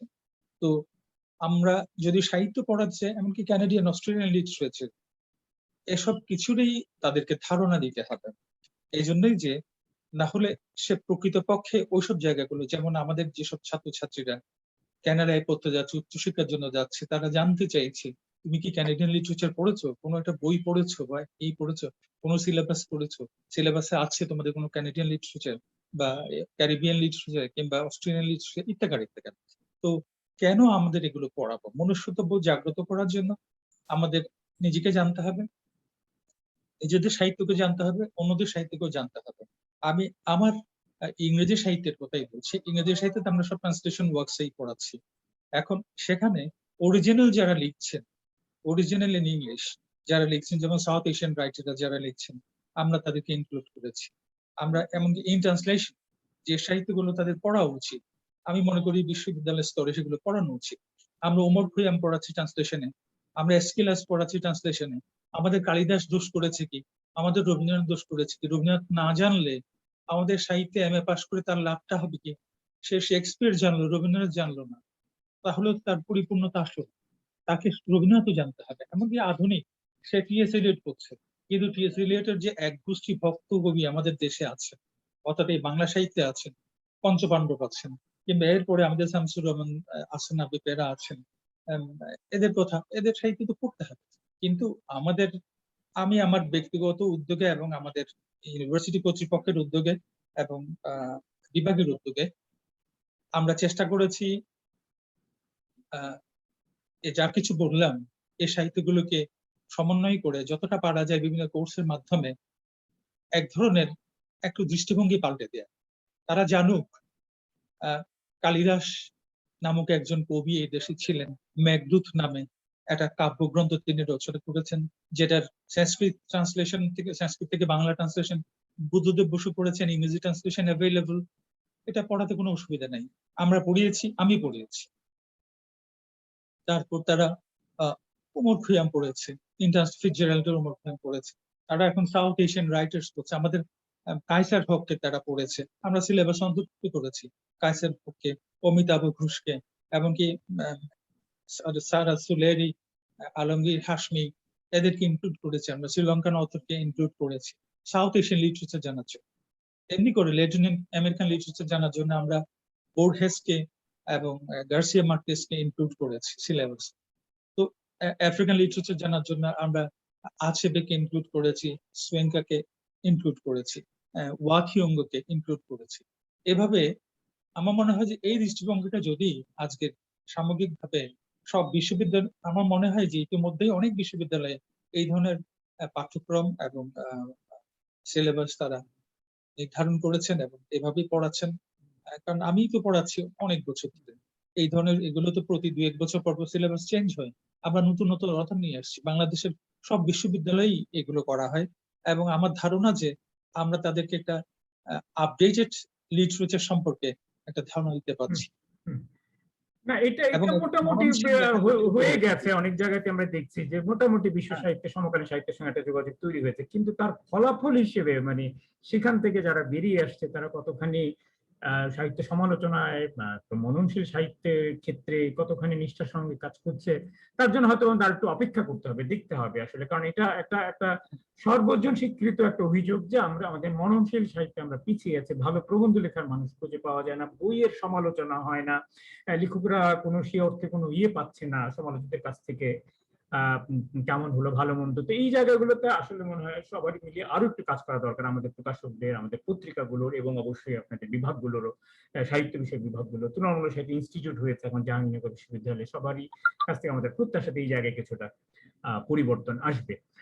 আমরা কথায় কথায় অনেক দূর চলে এসেছি, বেশ কয়েকজন মানুষ আজকে জুমে যুক্ত হয়েছেন, লাইভেও অনেকে দেখছেন, মন্তব্য আসছে, ফলে আমরা আলোচনার জন্য কিছুটা সময় রাখতে চাই। তবে তার আগে দ্রুত আর 2-1টি প্রসঙ্গ আমি আলাপ করে নিতে চাই।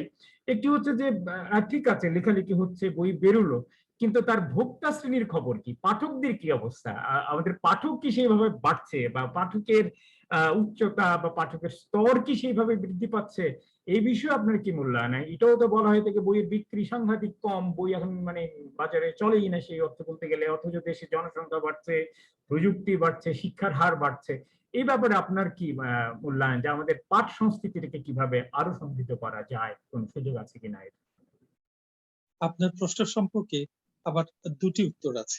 একটি আমি সবিনয়ে একটা উদ্ধৃতি দিতে চাই।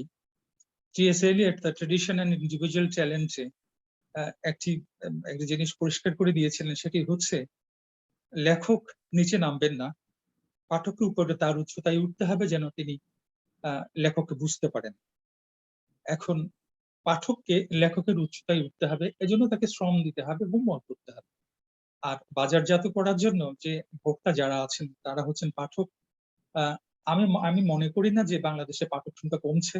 মননশীল বইয়েরও যথেষ্ট পাঠক আছে এবং ফিকশনে তো প্রচুর পাঠক আছে। তো আমাদের যে মন্দা সময় যাচ্ছে সেটা হচ্ছে করোনাকালীন সময়, আমরা পরপর 2টা বই মেলা ভালো করে করতে পারিনি, প্রকাশনা সংস্থাগুলো ভীষণভাবে ক্ষতিগ্রস্ত হয়েছে। এটি একটি বড় ধরনের আঘাত, কিন্তু এটা তো পৃথিবী তো অবিভাজ্য একটা পৃথিবী। এখন করোনার যে কোভিড-19 যে প্রভাবটা, এটা অবশ্যই এই শিল্পেও পড়েছে। পাঠক সংখ্যা যেটা কম, যেটা আমরা বলছি, সেটা এই কারণেই হতে পারে, কিন্তু ক্রমাগত ভাবে পাঠকের বৃদ্ধি ঘটেছে। আগে বাংলা একাডেমির যে মেলা হতো, বই মেলা হতো, সেটার পরিধি বেড়ে গেছে, পাবলিশার্স বেড়ে গেছে, পাবলিশার্সদের প্রতি বছর নিজস্ব পাবলিকেশন সংখ্যা বেড়েছে। পাঠক যদি না থাকে, তারা তো গাঁটের পয়সা ভেঙে খরচ করে এত বই পাবলিশ করেন না। তারা যেটাই বলুন না কেন, আমরা অন্তত এটুকু জানি যে হুমায়ুন আহমেদ, আনিসুল হক, মইনুল হাসান সাবের, এরা যারা, ইমদাদুল হক মিলন যারা ফিকশন লিখছেন, তারা তো বাজারে প্রচন্ড একটা ঘাটতি তৈরি করেছে। পাঠক তো ওখানে যাচ্ছে। এমনকি আমরা যারা প্রবন্ধও লিখছি, আমাদের প্রবন্ধের বই তো আউট অফ প্রিন্ট হয়ে গেছে। তার মানে পাঠক নেই এ কথা বলা যাবে না। তবে এখানে কোনো পরিসংখ্যান ভিত্তিক তথ্য আছে কিনা আমি জানি না। এটা নাকি প্রকাশকদের মন গড়া তথ্য। এটা হতে পারে, এটা সাময়িক অবস্থা। তবে ক্রমাগত ভাবে পাঠক বাড়ছে, পাঠকের মননশীলতাও বাড়ছে এবং পাঠকের পাঠাভ্যাস বাড়ছে, একই সাথে বই কেনার প্রবণতাও বাড়ছে। হ্যাঁ, এটিকে আমরা পজিটিভ ভাবে নেওয়া উচিত, নেতিবাচক ভাবে নেওয়া উচিত নয়। এবং আজকে যারা শিক্ষার্থী, আমি বলবো যে তাদের একটা বড় সংখ্যক পাঠক আছে, তারা টেক্সট বই পড়ে না, কিন্তু বাইরের বই ঠিকই পড়ে এবং বই কিনে পড়ে। এটা আমার ব্যক্তিগত অভিজ্ঞতা থেকে বলছি যে এই এখন অনলাইনে বই কিনে পড়ছে আমার বহু ছাত্রছাত্রী, যাদের তো এখন তো নিজস্ব বই পড়া নিয়েই ব্যস্ত থাকলে হয়, পাঠ্যক্রমের মধ্যেই শুধুমাত্র কেন্দ্রীভূত থাকলে হয়, তার বাইরেও বই পড়া তাদের অভ্যাস আছে। সুতরাং এটা একেবারে বোধহয় আমার মনে হয় সম্ভব। প্রকাশকদের উপরে এই বিষয়ে সম্পূর্ণ নির্ভর করাটা বোধহয় বুদ্ধিমানের কাজ হবে না, তাদের দেয়া তথ্যের উপরে আর কি। যাই হোক, শেষ প্রশ্ন আপাতত আলোচনার আগে, যে এখন আপনি কি কাজ করছেন, কি নিয়ে ভাবছেন, বা সামনে কি বই প্রকাশিত হবে, আপনার সামগ্রিক এখনকার সাহিত্য পরিকল্পনা বিষয়ে, কর্মকাণ্ড বিষয়টা আমাদের খানিকটা অবহিত করতেন। আমার কর্ম পরিকল্পনা বলতে যেটা বোঝায়, সেটি হচ্ছে আমি মোটামুটি 3টা বইয়ের কাজ, আমি একসাথে একটা বই কাজ করি না। স্বাভাবিকভাবেই একটা একটা 2 ভাষার কাজ আমি পাশাপাশি করি। এই জন্যই যে স্ট্রেসটা কম পড়ে এবং থিঙ্কিংটা একটু ডাইভার্ট হলে একটা সুবিধা হয়। আমি 2টা কাজ করছি মূলত। একটা হচ্ছে গ্যাব্রিয়েল গার্সিয়া মার্কেজের উপর, গ্যাব্রিয়েল গার্সিয়া মার্কেজের সাউথ এশিয়ান পার্সপেক্টিভ থেকে, পোস্ট কলোনিয়াল পার্সপেক্টিভ থেকে তাকে দেখা। এটা reading Gabriel Garcia Marquez post colonially from South Asian perspective. এটা এই কাজটা প্রায় আমার মাঝামাঝি পর্যায়ে আছে। আর শামসুর রহমানের উপর একটা কাজ করছি, এটা প্রবন্ধের বইয়ের কাজ করছি, যেটা তার কবিতা ইতিহাস চর্চা ও বিবিধ পাঠ। এটা মোটামুটি এই 2টার উপর আমি বেশ কিছু কাজ এগিয়েছি। তৃতীয় যে বইটা, সেটি একটা অনুবাদ। এই 2টি মৌলিক কাজ একটা অনুবাদের কাজে। এটা আমি খুব শ্লথ গতিতে আগাচ্ছি, কারণ প্রথমে খুব বড় মাপের একটা ফ্রেমওয়ার্ক করে চিন্তা ভাবনা করেছিলাম যে এই কাজটি হবে একটা সময় সাপেক্ষ এবং প্রকাশকদের জন্য একটা ব্যয়বহুল এবং একটা ল্যান্ড মার্ক কাজ হবে। কিন্তু পরে দেখলাম যে এটার জুৎসই প্রকাশক পাবো না, আমি পণ্যশ্রম করতে হবে। এই জন্যই লেখাটা মাঝপথে কিছু কাজ করে রেখে দিয়েছি। সেটি হচ্ছে উপনিবেশবাদ ও উত্তর উপনিবেশবাদ।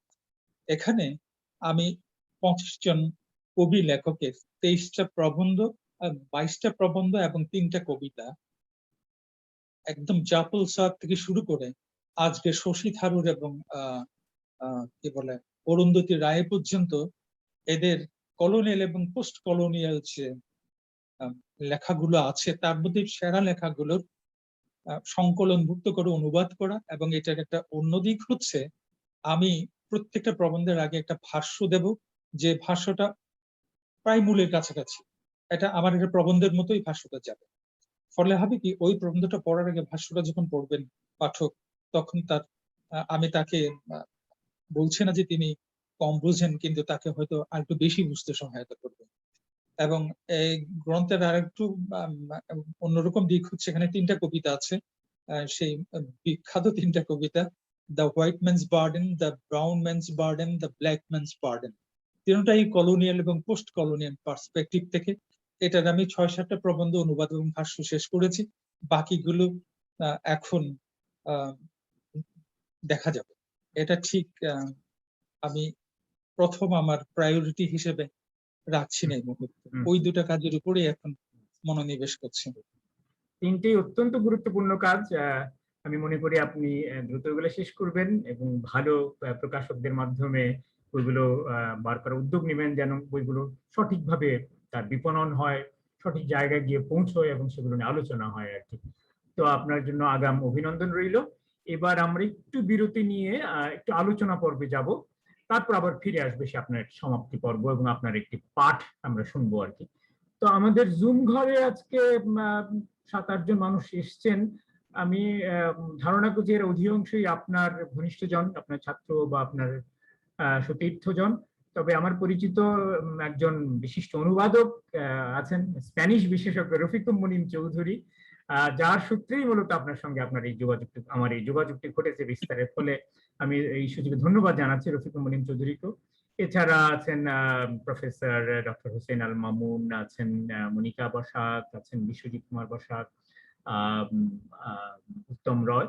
তো আপনারা কেউ যদি এখন কিছু বলতে চান, হয় কোনো প্রশ্ন বা কোনো মন্তব্য বা সেফ তাকে ধন্যবাদ জানার কোনো অনুভূতি যদি প্রকাশ করতে চান, এখনই সময়, আপনারা আপনাদের মাইক্রোফোনটি আনমিউট করে আপনাদের বক্তব্য রাখতে পারেন, বা কেউ চাইলে হাতও তুলতে পারেন, আমি তখন ডেকে তাদেরকে বলার সুযোগ দেবো আর কি। তিতাস, তুমি হয়তো বা শুরু করতে পারো, তোমাকে পেয়েছি আজকে এখানে। হ্যাঁ, জি জি জি, আলম ভাই ধন্যবাদ। আমি নিজেকে সৌভাগ্যবান মনে করছি যে আমার শ্রেণীকক্ষের ক্যাডেট কলেজের সরাসরি শিক্ষক সুরেশ চন্দ্র বসাক স্যার আজকের এই অনুষ্ঠানের আলোচক, এবং আমি একজন শ্রোতা হিসেবে এতক্ষণ ধরে আছি, এবং আপনি আমাকে ধন্যবাদ জানালেন। আসলে ধন্যবাদ প্রাপ্তি আমি আমি আমি কেউ না, আমি একটা উসিলা। আসলে স্যার এত বড় মাপের একজন মানুষ, একজন পণ্ডিত মানুষ, এবং আমাদের কলেজে যখন উনি পড়াতে এসেছিলেন আমাদের অনেকের মনে প্রশ্ন এসেছিল যে স্যার মানে বিশ্ববিদ্যালয় পর্যায়ে গিয়ে না পড়িয়ে ক্যাডেট কলেজে কেন আসছে। তো এটা স্যার খুবই, আপনি যেটা বলেছেন আলোচনার শুরুতে, নিভৃতচারী মানুষ, নিজের কথা একদমই বলেন না, এবং আমরাও স্যারকে এই কথা বলার কোনোদিন কোনো সুযোগও হয়নি, এই সুযোগে আমি বললাম। তো স্যারকে প্রণাম জানাই, ধন্যবাদ জানাই। এবং আমি দুটা প্রশ্ন করি। একটা প্রশ্ন, কারণ স্যার অনুপ্রেরণায় তো হয়তো আমাদের ক্যাডেট কলেজ জীবনে আমি ব্যক্তিগতভাবে বলতে পারি যে মানে কবিতা বা ধরেন সাহিত্যের বোধটা কেমন করে যেন ভিতরে শিকড়ের মধ্যে গেঁথে গেছিল, সেটা আমি ব্যাখ্যা করতে পারবো না, ঠিক আছে। কিন্তু বহু বছর পরে এসে এরকম মনে হয়েছে যে 2-4 জন শিক্ষক, তার মধ্যে উনি অবশ্যই একজন। বিশেষ করে সাহিত্যের জায়গা থেকে কথা বলবো। এটা একটা বাস্তব ভিত্তিও পাওয়া যাচ্ছে, তোমাদের দুজনেরই কিন্তু ল্যাটিন আমেরিকান সাহিত্যের প্রতি একটি বিশেষ অনুরাগ এবং মনোযোগ আছে আর কি। তিনিও পাবলো নেরুদা অনুবাদ করেছেন, তুমিও পাবলো নেরুদা অনুবাদ করেছে, সেটাও আরেকটা মিল, হয়তো অবচেতন আসলেই সেই প্রভাবটাই কাজ করেছে আমার মনে হয়। হ্যাঁ, এবং অনুঘটক হিসেবে অবশ্যই জীবনানন্দ দাশ কাজ করেছেন। যাই হোক, আমি স্যারকে যে প্রশ্নটা করি সেটা হলো, স্যার গার্সিয়া মার্কেসকে অনুবাদ করেছেন, অনেক তার গল্প, তার উপন্যাসও করেছেন। আমারও সামান্য সুযোগ হয়েছে গার্সিয়া মার্কেসকে পাঠ করার এবং অনুবাদ করার, এবং বছর 3 আগে স্পানিয়ার বার্সেলোনাতে একটা বিশ্ববিদ্যালয়ে আমি আমার মতো করে খুবই ক্ষুদ্র একটা গবেষণা কাজে আমি নিয়োজিত ছিলাম, এবং আমার গবেষণার বিষয়টাও ছিল গার্সিয়া মার্কেসকে নিয়ে এবং তর্জমা বিদ্যার আলোকে, তর্জমা বিদ্যার জায়গা থেকে। তো তখন আমার যে সামান্য গবেষণায় আমি যেটা মানে আমার সামনে যেটা হাজির হয়েছিল সেটা হলো যে আমাদের এই অঞ্চলে, দক্ষিণ এশিয়ায়, বিশেষ করে বাংলা বলতে বোঝাচ্ছি বাংলাদেশ, পশ্চিমবঙ্গ এবং দক্ষিণ ভারতের কেরালা, এই অঞ্চলে গার্সিয়া মার্কেস অন্য যে কোনো অঞ্চলের তুলনায়, মানে আমাদের এই দক্ষিণ এশিয়ায় অধিক মাত্রায় জনপ্রিয়। তো স্যারকে আমার প্রশ্ন, স্যার একটু আগে একটা প্রবন্ধ বইয়ের কথা বললেন যে তিনি একটা গবেষণাধর্মী বই লেখার কাজ করছেন গার্সিয়া মার্কেসকে, যেখানে একটা ঔপনিবেশিক আলোক থেকে দক্ষিণ এশিয়ার জায়গা থেকে গার্সিয়া মার্কেসকে দেখছেন। তো স্যারের কাছে প্রশ্ন হলো যে গার্সিয়া মার্কেস কেন এত জনপ্রিয় আমাদের এই অঞ্চলে, স্যার কি মনে করেন? বাহ, চমৎকার একটি প্রশ্ন। রফিক, তোমাকে ধন্যবাদ অংশগ্রহণ করার জন্য এবং চমৎকার একটি প্রশ্ন করার জন্য। গার্সিয়া মার্কেস আমার কাছে মনে হয় যে আমাদের একটা কলোনিয়াল লেগেসির অংশ। আমরা যেভাবে ব্রিটিশ উপনিবেশবাদ বা ব্রিটিশ উপনিবেশবাদ না বলে ব্রিটিশদেরই আমরা প্রজা ছিলাম, তারা ছিল স্পেনিয়ার্ডদের প্রজা। তো গার্সিয়া মার্কেজের সব উপন্যাস এবং গল্পের মধ্যে এই যে একটা কলোনিয়াল হ্যাংওভার এবং frustration over the post colonial period, এই জিনিসটা আমাদের দক্ষিণ এশিয়া অঞ্চলের মধ্যে খুব বেশি। কারণ আমরা কলম্বিয়াতে দেখেছি একের পর এক ডিকটেটর, ল্যাটিন আমেরিকাতে দেখেছি স্প্যানিয়ার্ডরা বিদায় নিয়েছে, পর্তুগিজরা বিদায় নিয়েছে, কিন্তু এর পরে এসছে হলো সমরনায়করা এবং তারা এসে ডিকটেটর হয়েছেন। তারপর খুব কালে ভদ্রে দুই একটা দেশে হয়তো আবার সিভিল শাসন এসছে, আবার পরবর্তীতে ডিকটেটর এসছে, এরপরে আমেরিকান ইনফিলট্রেশন যেটা নিউ কলোনিয়াল ফেজটা শুরু হয়েছে। এই সবগুলো টেন্ডেন্সি কিন্তু আমাদের সাউথ এশিয়াতে আমরা ভীষণভাবে আমরা ফিল করি। এই জায়গাটাতেই বোধহয় গার্সিয়া মার্কেজের আমাদের সাথে ঐতিহাসিক একটা সম্পর্ক। আর তাছাড়া আমরা নিজেরাই বোধহয় একটু ম্যাজিক রিয়েল জগতে পছন্দ করি, এবং তারাও অনেকটা ম্যাজিক রিয়েল জগতে পছন্দ করে। তার মানে এক ধরনের রিয়েলিটি আমরা তৈরি করে একটা ম্যাজিকের আবরণ পরে আমরা সেটাকে বোধহয় ঢেকে রাখতে চাই, মানে সুখের আবরণে দুঃখ ঢেকে রাখার মতো একটা ব্যাপার আছে। তো এসব কারণেই গার্সিয়া মার্কেজ আমাদের অনেক নিকট আত্মীয়।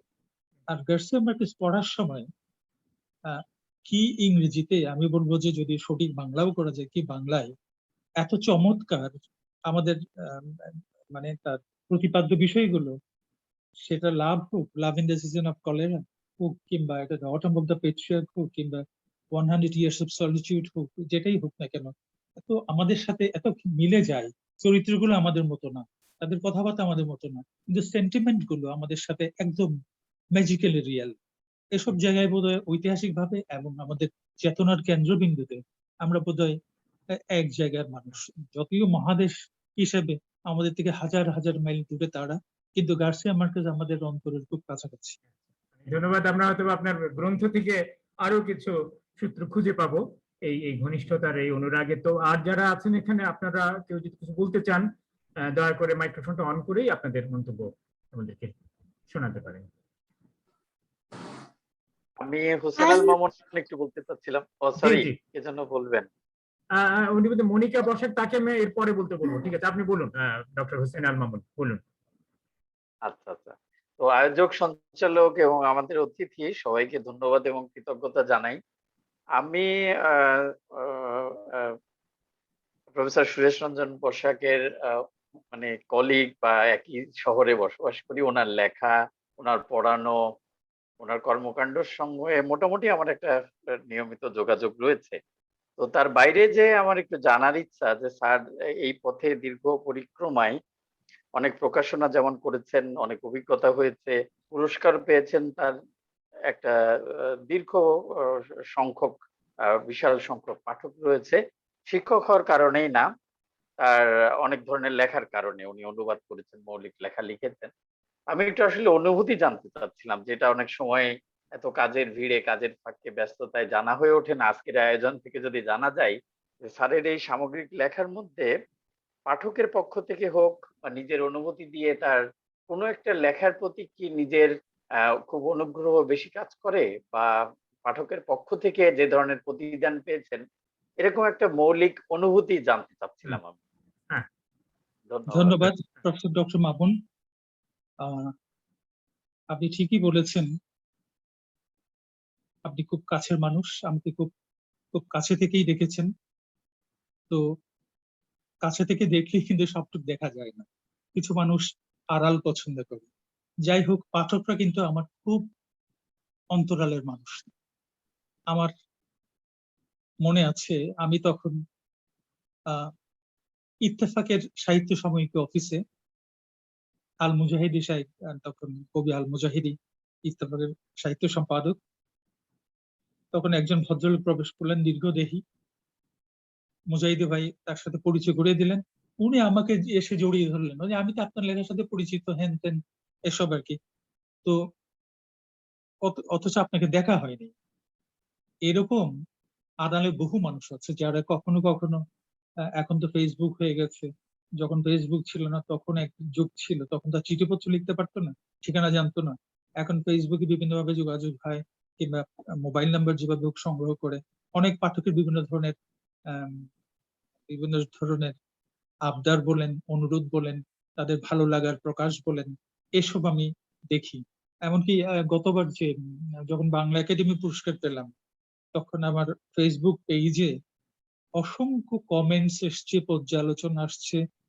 তারা আমার প্রাক্তন হয় সতীর্থ কিংবা সহকর্মী কিংবা ছাত্র কিংবা বন্ধু বান্ধব, বিভিন্ন সাহিত্যমোদী, আম, সাহিত্য সম্পাদক, লেখক এসব আছেন। এরা সবাই কম বেশি আমার পাঠক। তো আমি এগুলোকে ভালোবাসা নিদর্শন হিসেবে নিতে চাই, কারণ পাঠকের ভালোবাসা না থাকলে লেখার তো অনুপ্রেরণার প্রধান কেন্দ্রটি বন্ধ হয়ে যায়। এবং তারা ভালোবাসেন বলেই বই কিনেন, বই কিনেন বলেই প্রকাশকরা আমাদের বই ছাপেন। সুতরাং তাদের সাথে আমার টানটা হচ্ছে অন্তরের, সেটা অনেক সময় বাইরের জগতে দেখানো যায় না, কিন্তু ভেতরের টান থাকে। আমার এমনও হয়েছে যে আহ খুব বিদগ্ধ একজন ব্যক্তি, যিনি একসময় আমার বিশ্ববিদ্যালয়ে উপাচার্য ছিলেন, তিনি আমাকে বলেছেন, আহ, এটা এটা অনেকটা আত্মপ্রচারের মতো মনে হবে, কিন্তু আমাকে তিনি বলেছেন যে আমি গার্সিয়া মার্কেজের 100 Years of Solitude এর বাংলা অনুবাদটা কিনে পড়েছি, কিন্তু আমি তো অনুবাদটা পড়তে পারি না, এটা তো আমি বুঝে উঠতে পারছি না, তার চেয়ে ইংরেজিটা আমি বেশি ভালো বুঝতে পারি, আপনি কি একটু এটার অনুবাদ করবেন? তো আমি বললাম, স্যার এটা অনেক বড় কাজ, এত বড় কাজ আবার একটা হয়ে গেছে, প্রকাশক আর দ্বিতীয়বার নিতে চাইবে? নিতে চাইবে না কেন? আপনার তো 4-5টা প্রকাশনার পরে, 4-5টা প্রফেট বেরোনোর পরে আপনার প্রফেট তো প্রকাশিত হয়েছে, আপনারটা তো বহু সংস্করণ হয়েছে, হবে না কেন? স্যার দেখেছে, তো ওই দেখাটা আমার হয়নি। এভাবেই আসলে একজন পাঠকের অনুভূতি বোঝা যায়। অনেক ধন্যবাদ। Thank you. চমৎকার একটি আমরা তথ্যও পেলাম। আমি কি আর একটা ছোট্ট প্রশ্ন করার সুযোগ পেতে পারি, একটা একাডেমিক আপনাকে প্রশ্ন? পরে দেওয়ার, মনিকা বসাক যেহেতু আচ্ছা, আগ্রহ ঠিক আছে। দেখিয়েছিলেন, আমি তাকে আচ্ছা, একটু ঠিক সুযোগ দিতে চাই। জি, মনিকা বসাক, আপনার কথাটুকু বলুন।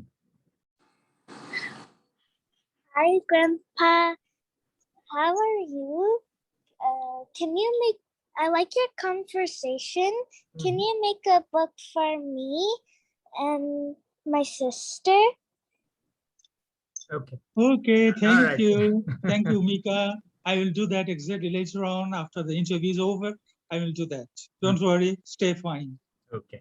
My granddaughter from Canada. Alrighty. Okay, ঠিক আছে। আল মামুন সাহেব, আপনি একটু দ্রুত যদি আপনার প্রশ্নটা সংক্ষেপে আচ্ছা, করতে আমি পারেন।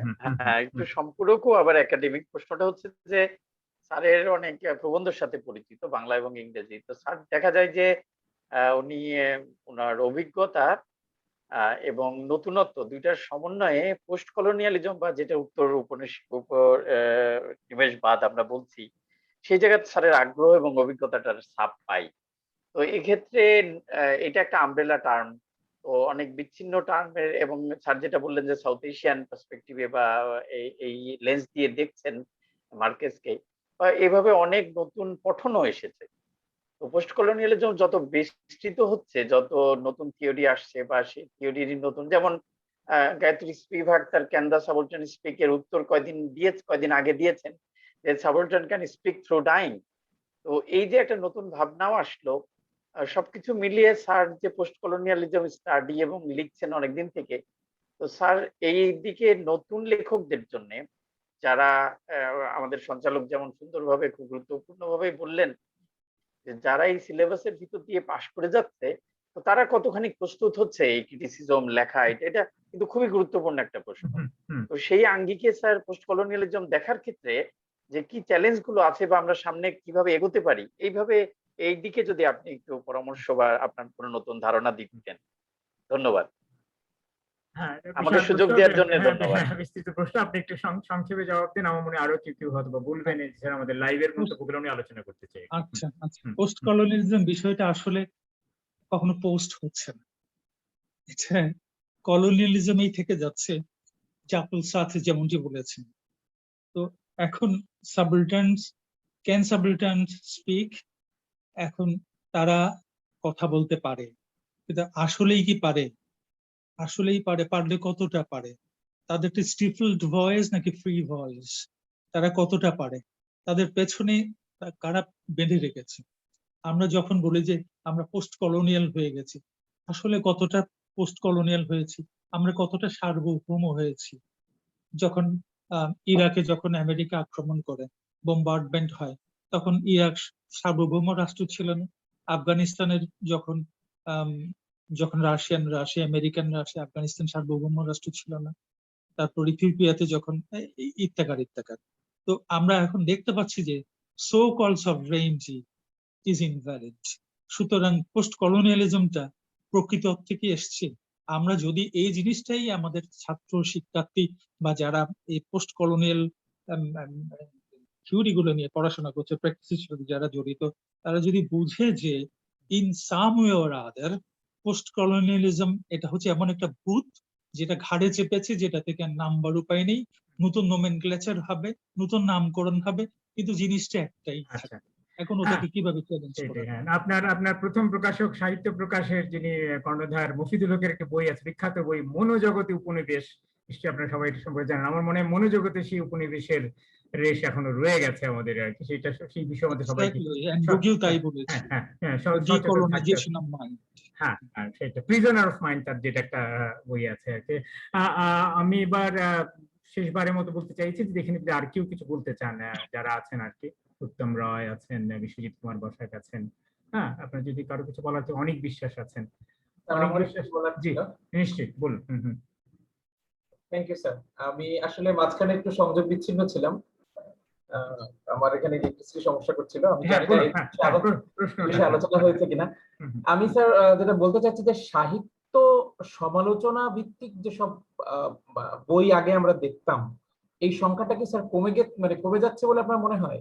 এবং এই জাতীয় বই এখন যেটা দেখি বাজারে আমরা স্যার, সেগুলো হচ্ছে বেশিরভাগই হচ্ছে তত্ত্বের উপর ভিত্তি করে বই। সাহিত্য সমালোচনা এই জাতীয় বই আমরা আগে যেমন দেখতাম, এই সংখ্যাটা কি স্যার কমে যাচ্ছে বলে মনে হয়? যদি মনে হয় যে কমে যাচ্ছে, তাহলে কি কারণ স্যার? এটা অনেক, thank you for your question. এটা মেধার একটা সংকট চলছে এবং পরিশ্রম শূন্যতার একটা সংকট চলছে। আমি বলছি না এখনকার লেখকরা মেধাবী নন, আমি বলছি তারা পরিশ্রমী। মেধার বিকাশ ঘটানোর জন্য যে শ্রম নিষ্ঠা দিতে হয়, যে ঐকান্তিকতা প্রয়োজন আছে, সেগুলো নেই। এই জন্যই মেধামনস্ক গবেষণা কিন্তু কমে গেছে, এটা সত্যি।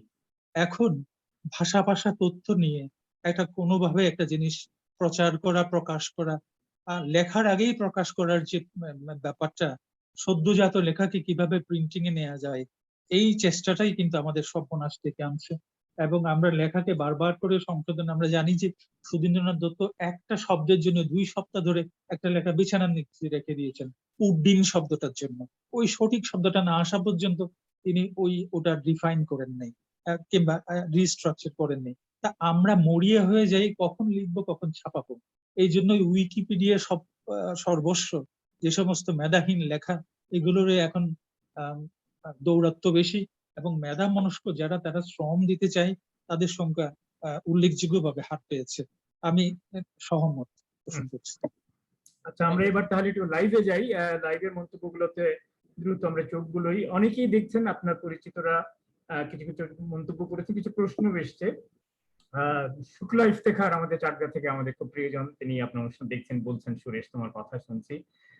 এছাড়া চট্টগ্রামের আরেকজন ইংরেজির অধ্যাপক এবং নিজেও কবি অনুবাদক, আমাদের প্রিয় মুজিব রহমান, তিনি মনোযোগ দিয়ে দেখছেন এবং অনেক মন্তব্য করেছেন। তার কয়েকটি মন্তব্য আমি পড়ে শোনাই, দু এক হয়তো প্রশ্ন আছে, আপনি হয়তো কিছু উত্তর দিতে চাইতেও পারেন। প্রিয় প্রাবন্ধিক ও অনুবাদকের কথা শুনছি, অসাধারণ এক শিক্ষকের কথা শুনছি। ফ্রস্টের stopping by woods on a snowy evening কবিতার অনুবাদ তারের কণ্ঠে শুনতে আগ্রহী। ওহিওয়াদের আলম খোরশেদ ভাই, ওহিওয়াদের প্রিয় সুরেশ রঞ্জন বসাক। মাহবুব মুর্শিদ, তিনি কুষ্টিয়ায় থাকেন বোধহয়, তিনিও লিখেছেন যে একজন ভালো অনুবাদক। মুজিব রহমান আরো একটি প্রশ্ন করেছেন, অনুবাদ প্রবন্ধে সেই বইটি শতাব্দীর সাহিত্য আমাকে সমৃদ্ধ করেছে, তার জন্য সকৃতজ্ঞ অভিবাদন। শুক্লা ইফতেখার বলছেন বেশ সুন্দর বলছো। মুজিবুর রহমানের আরেকটি মন্তব্য, সুরেশ স্যারকে নিয়ে এমন একটি অতি প্রয়োজন অনুষ্ঠান আয়োজনের জন্য আবারও আলম থেকে কৃতজ্ঞতা ও অভিনন্দন জানাই। ঋদ্ধ হচ্ছে শব্দে শব্দে। মুজিবুর রহমান বলছেন, দ্য প্রফেটের ভূমিকাটি অনেক অনুবাদকের পায়ের তলায় ভূমি জুগিয়ে দিতে সক্ষম। কেবল ভূমিকা হিসেবে নয়, অনুবাদ সমালোচনা হিসেবে অসাধারণ ভূমিকা এটি। অভিনন্দন অনুবাদক মুশতাক বিন, সিলেট থেকে তিনি কবি, প্রাবন্ধিক। গবেষক, তিনি লিখছেন ভালো লাগছে। হোসাইন ফজলুল বারী, তিনি বলছেন সমৃদ্ধ আলোচনা ও তৃতীয় সঞ্চালকের ধন্যবাদ। ইশতিয়াক হোসেন মুন্সি লিখেছেন ভালো অনুবাদের যথেষ্ট পাঠক আছে, করোনা একটা বিশাল ধাক্কা, স্যারের কথার সাথে একমত। সুজন বসাক, অসাধারণ লাগছে। ইশতিয়াক হোসেন, ধন্যবাদ বিস্তারকে। মিস্টার হান্নান, তিনি আমাদের নিয়মিত একজন শ্রোতা, তিনি লিখেছেন মারিং কাটিং বাজার অর্থনীতিতে বাংলাদেশের প্রকাশক সংস্থা নীতিগতভাবে প্রফেশনাল হতে পারেনি। লেখক, শিল্পী সমাজ বই লিখে পয়সা পান বলে তো শুনি না, তবে প্রকাশকগণ দিব্যি ব্যবসা করে যাচ্ছে ঠিকই, দুঃখিত এরকম বলতে হলো বলে। রীতা নাগ একটা ভালো পরামর্শ দিয়েছেন, তথ্য মন্ত্রণালয়ের বাংলা সাহিত্যের ভালো বইগুলো অনুবাদের ব্যাপারে পৃষ্ঠপোষক হয়ে এগিয়ে আসতে ভালো হতো, এর সঙ্গে সংস্কৃতি মন্ত্রণালয়ও যুক্ত হতে পারে, হওয়া উচিত। মুজিবুর রহমান আবারও লিখেছেন মৌলিক এবং অনুবাদমূলক কাজের যে পরিকল্পনা স্যার উপস্থাপন করেছেন সেসব শতভাগ সফল ও সার্থক হোক, অভিনন্দন স্যার। শর্মিলা রায় প্রমুখ, বিশ্বভারতী থেকে তিনি শোনেন নিয়মিত, তিনি আপনাকে নমস্কার জানিয়েছেন।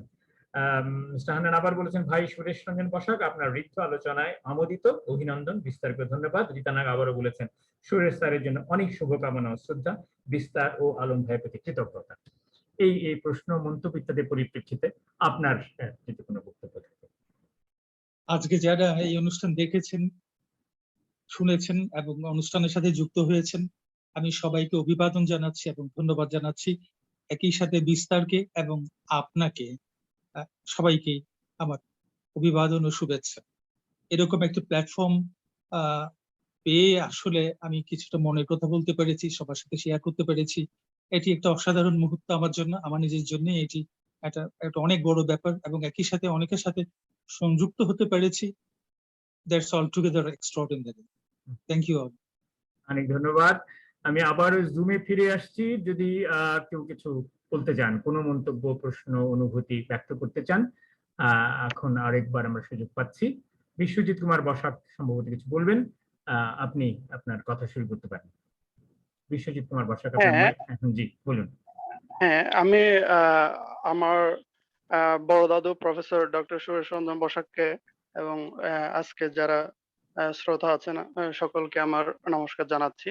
পাশাপাশি আমি আমার দাদুর কাছে একটা প্রশ্ন রাখতে চাই, সেটা হলো যে কিভাবে একজন ভালো পাঠক হওয়া যায়, যদি আমাকে এই বিষয়ে কিছু বলতেন। ভালো পাঠক দুভাবে পাওয়া যায়। প্রথমত হচ্ছে লাইব্রেরিতে গিয়ে পড়তে হবে, বা লাইব্রেরি থেকে বই সংগ্রহ করে পড়তে হবে। আর সেটা যদি সম্ভব না হয়, বই কিনে পড়তে হবে, কারো কাছ থেকে হাওলাত নিয়ে পড়তে হবে, বই পড়তে হবে। বই পড়ার কোনো বিকল্প নেই। এভাবেই ভালো পাঠক হতে হবে, এবং ভালো লাগা দিয়ে যখন বই পড়বে তখন নিঃসন্দেহেই বই পড়াটা তখন উপভোগ্য হবে এবং উপকারও হবে। কষ্ট করার জন্য এবং সঙ্গে থাকার জন্য ধন্যবাদ। অনেক ধন্যবাদ। আমাদের সময় প্রায় শেষ হয়ে আসছে, আমরা ফিরে যাই আবার মূল অতিথির সঙ্গে আলোচনায়। আমাদের একটি প্রশ্ন বাকি ছিল এবং সেটি করে নিই, এবং তারপরে তার পাঠ শুনবো, সকণ্ঠের পাঠ। প্রশ্ন সেটি ঠিক সরাসরি সাহিত্য সম্পর্কিত নয়, কারণ আমরা জানি যে সাহিত্য কোনো সমাজ বিচ্ছিন্ন বিষয় নয়, সমাজ কিংবা সময় কিংবা স্বদেশ কিংবা মানুষ বিচ্ছিন্ন বিষয় নয়। তো আজকে বাংলাদেশের এই বর্তমান অবস্থায় দাঁড়িয়ে আমাদের সুবর্ণ জয়ন্তী পালন করছি, আমাদের স্বাধীনতার একটা দেশের একটা নতুন মাত্রায় এসে পৌঁছেছে। সব মিলিয়ে একজন সচেতন নাগরিক, সচেতন সাহিত্যিক, চিন্তক হিসেবে আপনার এই মুহূর্তে স্বদেশ ভাবনা, সমাজ ভাবনা বিষয়ে আপনার কিছু মন্তব্য আমরা শুনতে আগ্রহী। এটা অনেক বড় প্রশ্ন, কিন্তু আমি ছোট উত্তরটি করে দেই। একটা 50 বছর একটা জাতির জীবনে একটা সুবর্ণ মুহূর্ত। যে জাতিটা একসময় ব্রিটিশদের আন্ডারে ছিল, যে জাতিটা একসময় পশ্চিম পাকিস্তানিদের আন্ডারে ছিল, তারপর একটি রক্তাক্ত মুক্তিযুদ্ধের মাধ্যমে বহু লক্ষ মানুষের প্রাণের বিনিময়ে স্বাধীন হয়েছে। সেই দেশটি 50 বছর পার করেছে। এখন তার বিভিন্ন অপবাদের যে নমুনা ছিল, তলাবিহীন ছুরি, এসব আমরা প্রমাণ করতে পেরেছি যে তলাবিহীন তো নয়, আমরা এখন মধ্যমানের রাষ্ট্র। এখন আমাদের আর্থিক সামর্থ্য রয়েছে, সাংস্কৃতিক অর্জন রয়েছে, আমাদের বৈশ্বিক যোগাযোগ রয়েছে, আমরা সামগ্রিক দিক থেকে অনেকখানি এগিয়ে গেছি। আর সবচেয়ে বড় ব্যাপার, এর মধ্যে ভালো মন্দ দুটোই আছে। আমি ভালো দিকগুলোই প্রথম বলে নেই, যে আমরা বঙ্গবন্ধু হত্যার বিচার দেখেছি, এবং আমরা এই সুবর্ণ জয়ন্তী পালন করার মুহূর্তে আমরা যারা জীবিত আছি, আমরা এই জীবিত থাকার জন্য আমরা ঈশ্বর বা স্রষ্টার কাছে, আল্লাহর কাছে ধন্যবাদ জানাই, কারণ এই মুহূর্তে আমরা দ্বিতীয়বার পাবো না। এবং যারা আছে তারা শতায়ু যারা হবে তারা তো নিশ্চয়ই শতবর্ষ দেখবে। এই মুহূর্তে সমাজ ভাবনা, রাষ্ট্র ভাবনা অনেক অনেক বড় প্রশ্ন। তবে আমি আমার নেতিবাচক দিকগুলোই না বলে ইতিবাচক দিকগুলোই বলি, যে আমরা এগিয়ে যাচ্ছি, এবং এগিয়ে যাচ্ছি বললেই এটা কথার কথা নয়, এটার জন্য আমাদের প্রস্তুতি থাকতে হবে, মানসিক এবং আমার মনে হয় যে সার্বিক একটা প্রস্তুতি, রাষ্ট্রীয় এবং সামাজিক এবং ব্যক্তিগত যে প্রস্তুতিটি সেটি দরকার হবে। সুবর্ণ জয়ন্তী তখনই সুবর্ণ কাল নিয়ে আসবে যদি আমরা সবাই যার যার অবস্থান থেকে রাষ্ট্রের জন্য, সমাজের জন্য, দেশের জন্য অবদান রাখতে সক্ষম হই। জনসংখ্যা বৃদ্ধি করে অপ্রয়োজনীয় জনসংখ্যা, যেগুলো ম্যান পাওয়ার হবে না, সেটা দিয়ে ভবিষ্যতে দেশের উদ্ধার হবে না। দেশ উদ্ধার করতে গেলে প্রত্যেকজন মানুষকে যাত্রার অবস্থান থেকে এগিয়ে যেতে হবে, কি মানসিক ভাবে, কি আত্মিক ভাবে, কি নৈতিক ভাবে, কি ধার্মিক ভাবে, সব দিক থেকেই আমাদের এগিয়ে যেতে হবে। এবং এটা একটি কম্প্রিহেন্সিভ একটা এফোর্ট। আমরা এই মুহূর্তে এই সুবর্ণ জয়ন্তীতে স্মরণ করছি বঙ্গবন্ধু শেখ মুজিবুর রহমানকে, যার জন্ম না হলে বাংলাদেশ নামক রাষ্ট্র তারও জন্ম শতবর্ষ আমরা পালন করছি একই সঙ্গে আর কি, এবছর একই সঙ্গে। হ্যাঁ, তো আমাদের সুবর্ণ জয়ন্তী এবং তার জন্ম শতবর্ষ সব মিলিয়ে একটা বিশেষ মুহূর্ত পার করছি। কিন্তু এর অপর পিঠে দুঃখজনক ঘটনা হচ্ছে বৈশ্বিক পরিস্থিতি, কোভিড পরিস্থিতি।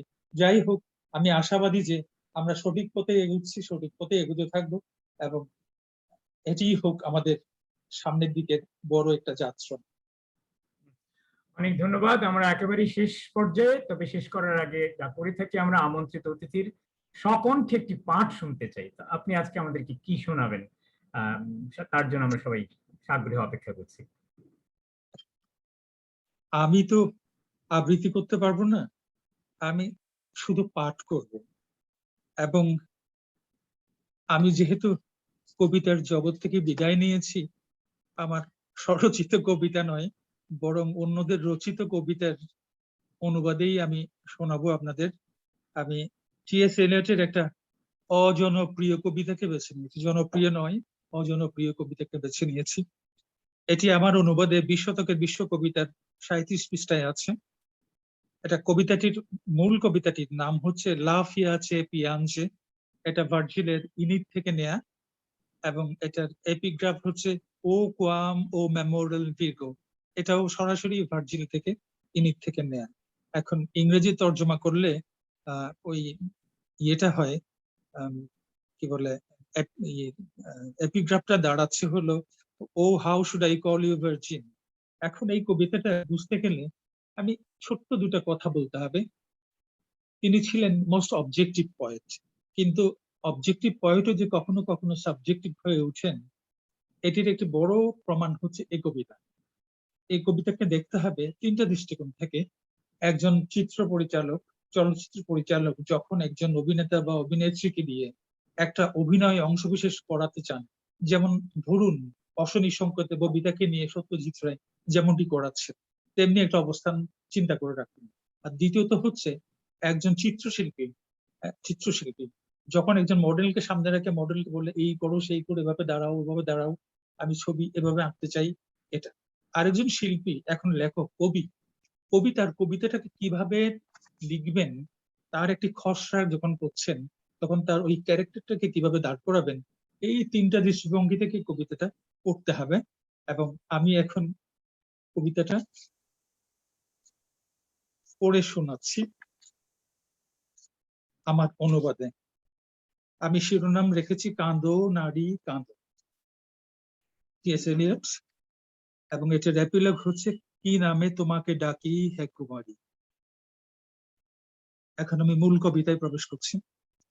সিঁড়ির শিকড়ে রেখো পা, মর্মর পাথরে দেহ ভার, কুন্তলে গেঁথে নিও রৌদ্রময় দিন, আহত বিস্ময়ে ধরো পুষ্প সম্ভার করপুটে, তারপর ছুঁড়ে দিও অশরীরী ঘৃণার প্রদাহ, দুচোখে বিম্বিত করে দৃষ্টিকে ফিরিয়ে নিও, ক্ষতি নেই তবু কুন্তলে গেঁথে নিও রৌদ্রময় দিন। প্রস্থানে উদ্যত হলে যাক সে, পশ্চাতে দাঁড়িয়ে তুমি শোকাহত মুক্তি হয়ে থেকো। আত্মা ও মনের মতো বিত প্রেম হলে অবজ্ঞায় ফেলে রেখে বহু ব্যবহারে জীর্ণ চূর্ণিত শরীর পলাতক যে তাকে যেতে দাও। আমি খুঁজে নেব সহজ সুচারু কোনো পথ, গড়ে নেব হাসিয়ার করমর্দনের মতো, সুলভ বিশ্বাস হন্তা সেতু বন্ধ পন্থা কোনো এক। তুমিও ফিরালে মুখ চলে গেলে, তাই ঘন্টা দিন কেটে গেল স্বপ্নভ্রূপ, আরো দিন হেমন্ত প্রহর, বাহুমূলে এলানো কুন্তল করপুটে ন্যস্ত ফুলভার, এই তুমি। আমি ভাবি তোমরা কি অলিক দুজন, ত্রস্ত মুকুশের মুখে ভাবনারা করানারে অবাক চমকে, বিলম্বিত মধ্যরাতে মধ্যাহ্নের তরল প্রহরে। শেষের দিকটা অনেকটা আমাদের ওই যে রবীন্দ্রনাথের ভাষা ও ছন্দের অলৌকিক আনন্দের ভার, বিধাতা যাহারে দেয় তার বক্ষে বেদনা অপার। কবি শেষ পর্যন্ত ছবি আঁকতে চেয়ে ছবির প্রেমে পড়ে গেলেন। এটাই হচ্ছে তার subjectivity in the context of objectivity. আমার কবিতা পাঠ শেষ। অনেক অনেক আপনাদের ধন্যবাদ। ধন্যবাদ। আমরা অনুষ্ঠান শেষ করব, তবে তার আগে আরো একবার জুমের যারা অংশগ্রহণকারী তাদের কাছে আমার অনুরোধ, তাদের যদি কেউ কিছু বলতে চান এখন সেই সুযোগটা নিতে পারেন আর কি। যদি সর্বশেষ মন্তব্য থাকে কারো, যে কারো একজন নতুন একজনকে দেখতে পাচ্ছি, নাজ চৌধুরী, তিনি যদি কিছু বলতে চান, বা রফিক মনিম চৌধুরী যদি আবার শেষবারের মতো সবার হয়ে কোনো একটা সমাপ্তি মন্তব্য রাখতে চান, এখনই সময়, আরো 2 মিনিট সময় আছে আমাদের হাতে। আচ্ছা, আলম ভাই যেহেতু সুযোগ দিল আমি একটু সুযোগটা নিই।